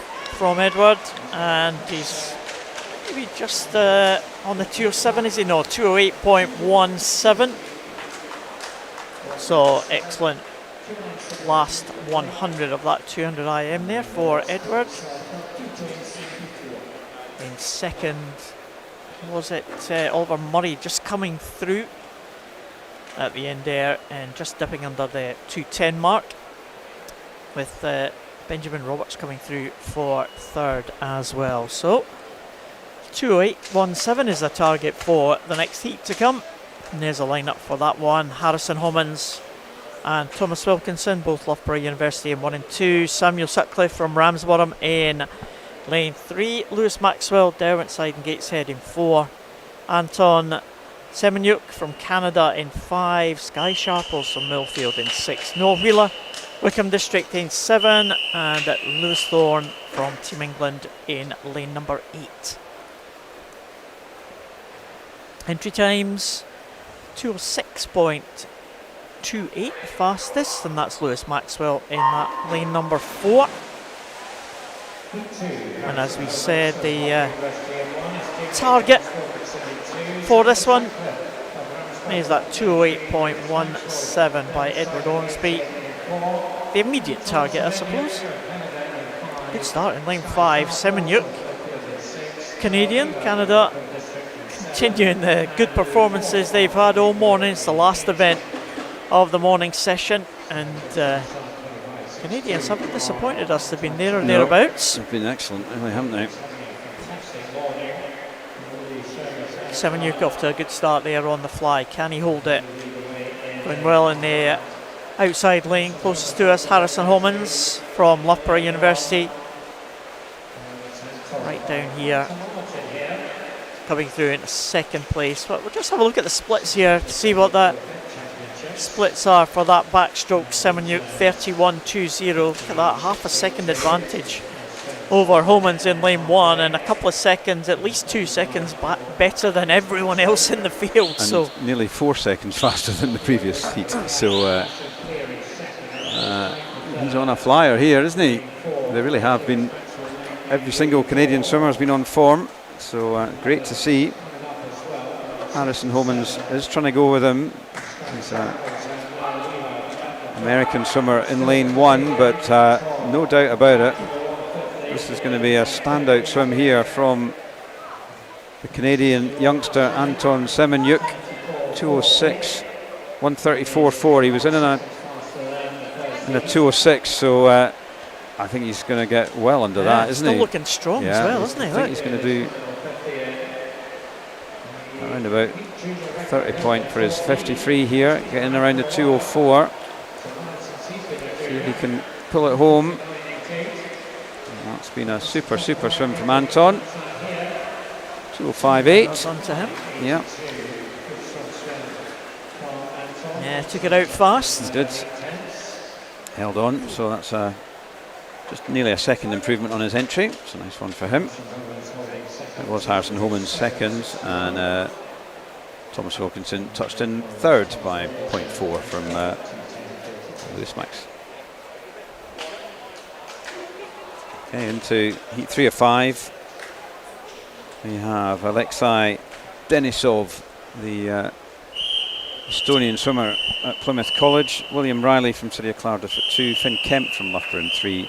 Philip Navaki back in the pool, not long after his 200 breaststroke in 4. Andrew Bertoli, University of Stirling, is not here. In 6 we have Jacob Amon from Swansea University. Benjamin Twynham, Surrey University in 7, and Milan Wojcko from Azeta, Slovak team in lane 8. So no Andrew Bertoli in this one, but Philip Navaki back in the pool. Can only have been 20 minutes max since he did his 200 breaststroke, but I suspect that won't impact him too much. Going out strong is Jacob Armon, the Swansea University swimmer, and he does edge in the lead there. Won the B final at the British Championships last year, did Jacob.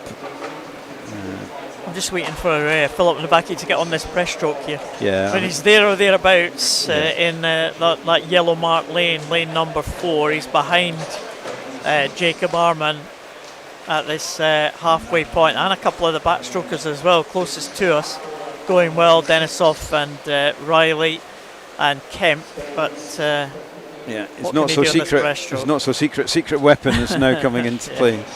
So let's see. He was 109.92, so he was a good couple of seconds down on Jacob after the backstroke, but here he comes. Interesting to see just how much faster than everybody else he is on this breaststroke. To be fair, Finn Kemp from Loughborough is going with him as well, as is lane 2 William Riley, the City of Cardiff swimmer, and so he's definitely pulled ahead a couple of seconds. Well, there we go, 34.56 from half a second from Kemp Finn there Kemp, as well. so that was a strong breaststroke leg for him. But it's still Navaki and Arnon. Navaki's got this one. It's going to be this finish for second, third and fourth. Could be important. This is the first of the 3 cycle seeded heats, but no doubt about Philip's going to take this one. Come in on a 158. It's going to be under that, or over that I should say, but that should I think comfortably get him in. Riley did take second by 0.3 from Arnon, with Kemp just 0.16 behind. That could be important. We'll just have to wait and see. It was slightly slower. Second place was slower than Semenyuk in that previous heat as well. So. All to play for as we move into the fourth of 5 heats. Ben Oof from Team England in 1, Donatas Dragiusis, Chelsea and Westminster in 2. In 3 is Luke Ibsen from Loughborough Uni, Bath Performance Centre's Matthew Ward in 4, Aaron Bissett, Brighton College in 5, Edward Whittles, Chelsea and Westminster in 6, Josh Press, University of Stirling in 7, and Jamie Gray from the University of Bath in lane 8. Full complement. Matthew Ward fastest in. He's been on good form in this medley over the last little while. He won the Bruck short course, second at the Next Gen meet last year. No, sorry, the British Championships last spring. So silver medal at those, and did win the Next Gen meet. So he's in a European finalist. So he's definitely got. He's better known as a backstroker. He's a backstroke Scottish record holder, but he's really got good diversifying talent here into this Trinidad IM. He did have the lead after the fly. Marcus Whistles going with him. Podium potential swimmer Marcus was second in the B final here last year, so making a return trip. Yeah, no surprise. See the backstroke of Matthew Ward taking him into that one. Edward Marcel Whittles, you said, Tony, in second place there. Was to stretched out ahead of everyone else. Can any of the breaststrokers make a little bit of a comeback? Aaron Bissett trying to get on terms with the 2 swimmers on either side of him, the Brighton College swimmer.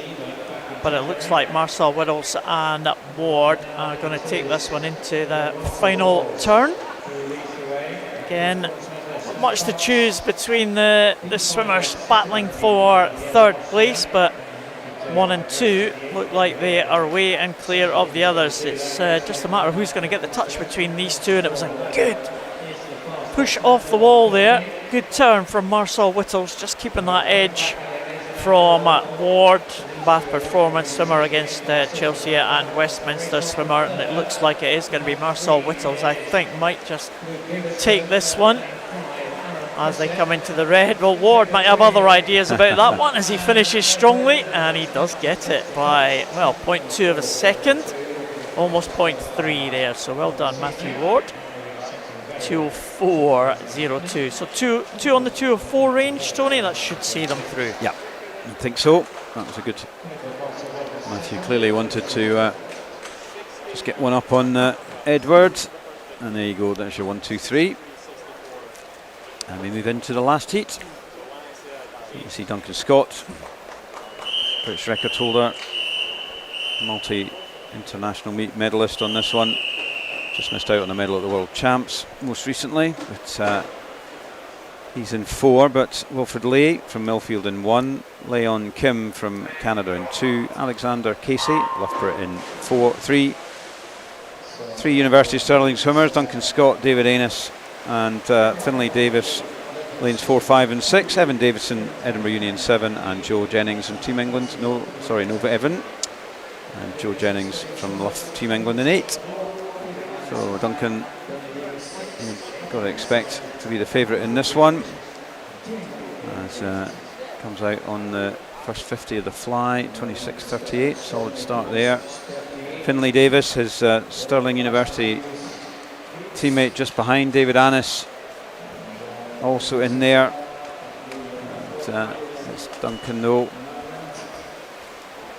He's got the edge, won this meet last year, also holds the meet record, 157 points, which is a bit down on his British record of 155.28, but I'm not sure we'll be seeing that today, but that's a good solid first half, 57.74, slightly down on Matt Ward's halfway split in the previous heat, but good body length up on David Annis beside him, trying to go with them as well. Finlay Davis in 6th, strong breaststroker. You expect him to come back, and going well as Alexander Casey. I think he was in the tuner breaststroke earlier, wasn't he? So might expect him to come through in lane 3 as well, but nobody's touching Duncan. Imperious swimming out there in lane 4 as he touches with a 50 to go, and this is going to be low 2:01.22 if he can just come through here. He doesn't really need to do much on this one. He knows he's in the final. He's going to be in lane 4, but not completely taking it easy, and it's a very tight finish between Alexander Casey and David Annis. It could be important. Finlay Davis kind of come through as well in lane 6, but no doubt about it, Duncan's got this one nice and steady. It is a 2:02.67. It is. David Annis takes second. Alexander Casey third, but very, very tight, and this final's going to be a tight one as well, but no doubt about that. Duncan Scott takes that heat first into the final this evening. Evening session starts at 5:30, just to let you know. That will be the last final in the evening, but do join us for the whole thing. And this afternoon we've swimming kicks off again in this afternoon session at 12:30.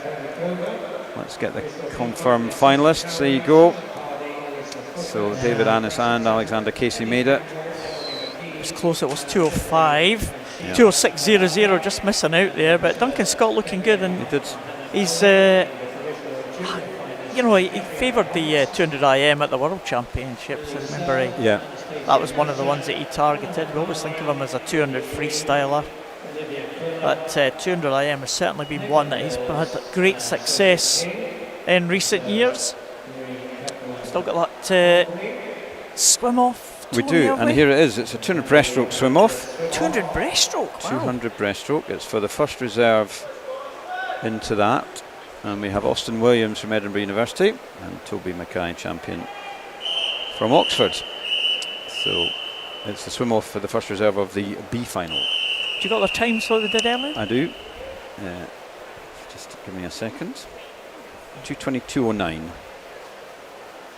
Okay. Out in 1:07.8. 1:08.3. So, as ever with these swim-offs, generally speaking, the swimmers go and outstrip what they swam in the morning in the heat. Now, this 200 breaststroke has not been swum that long ago, so it'll be interesting to see whether that kind of follows through. And this is going to form from the heat. Toby Mackay, champion, possibly known more as a sprinter. He did go out in a 67 on his 100 split this morning. Austin, the Edinburgh-based Irish swimmer, went out in a 1:07. So you might expect Toby to be just marginally ahead. Well, still all to play for here. Let's have a look as they come up to the halfway point. You wouldn't count either amount, really. No, Austin Williams certainly still right in there in the mix. And as you said, Tony, 2:22.09 is the time that they swam this morning. Chance of a second swim for both of them. So they take that opportunity to try and get faster than they went in that heat swim, try and put things right from the things that coaches have undoubtedly told them that they could improve on in the various swims. But it's all closing up. Yeah. So Toby came into the meet slightly faster, but only slightly. He was in a 2:18.9 and Austin was a 2:19.6. So on coming into the meet, you'd expect Toby just to be marginal favourite, but Austin's not letting him get away, and he's slightly faster on that 50. You can see there from the splits, 0.3 faster, so he is closing in. Has he got enough in the tank to come back on Toby? Toby's just pulled a wee bit away there, looking pretty strong still. Remember, this is for a first reserve slot, so this may be their only chance at another swim today. They're not guaranteed a third swim of the day, so they're going to be pushing it hard as they come through. You can see that red lane there. That's where the flags are with 5 to go, and Toby's going to take this one. It's going to be faster than this morning, so that's a nice swim, as is Toby. Just faster, Austin just a little bit slower than this morning, but 200 breaststrokes in the space of an hour, that's pretty tough going.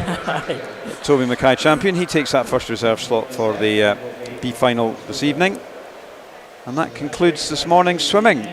So thank you all very much for joining us. As I said, we've got an afternoon session at 12:30, so that'll be for the same events, just the slower seeded swimmers into this afternoon, and then we come back this evening at 5:30 for the finals. So look forward to seeing you for either one of those later on, and thank you for your company from Paul and myself, and I hope to have you back at some point today or over the weekend.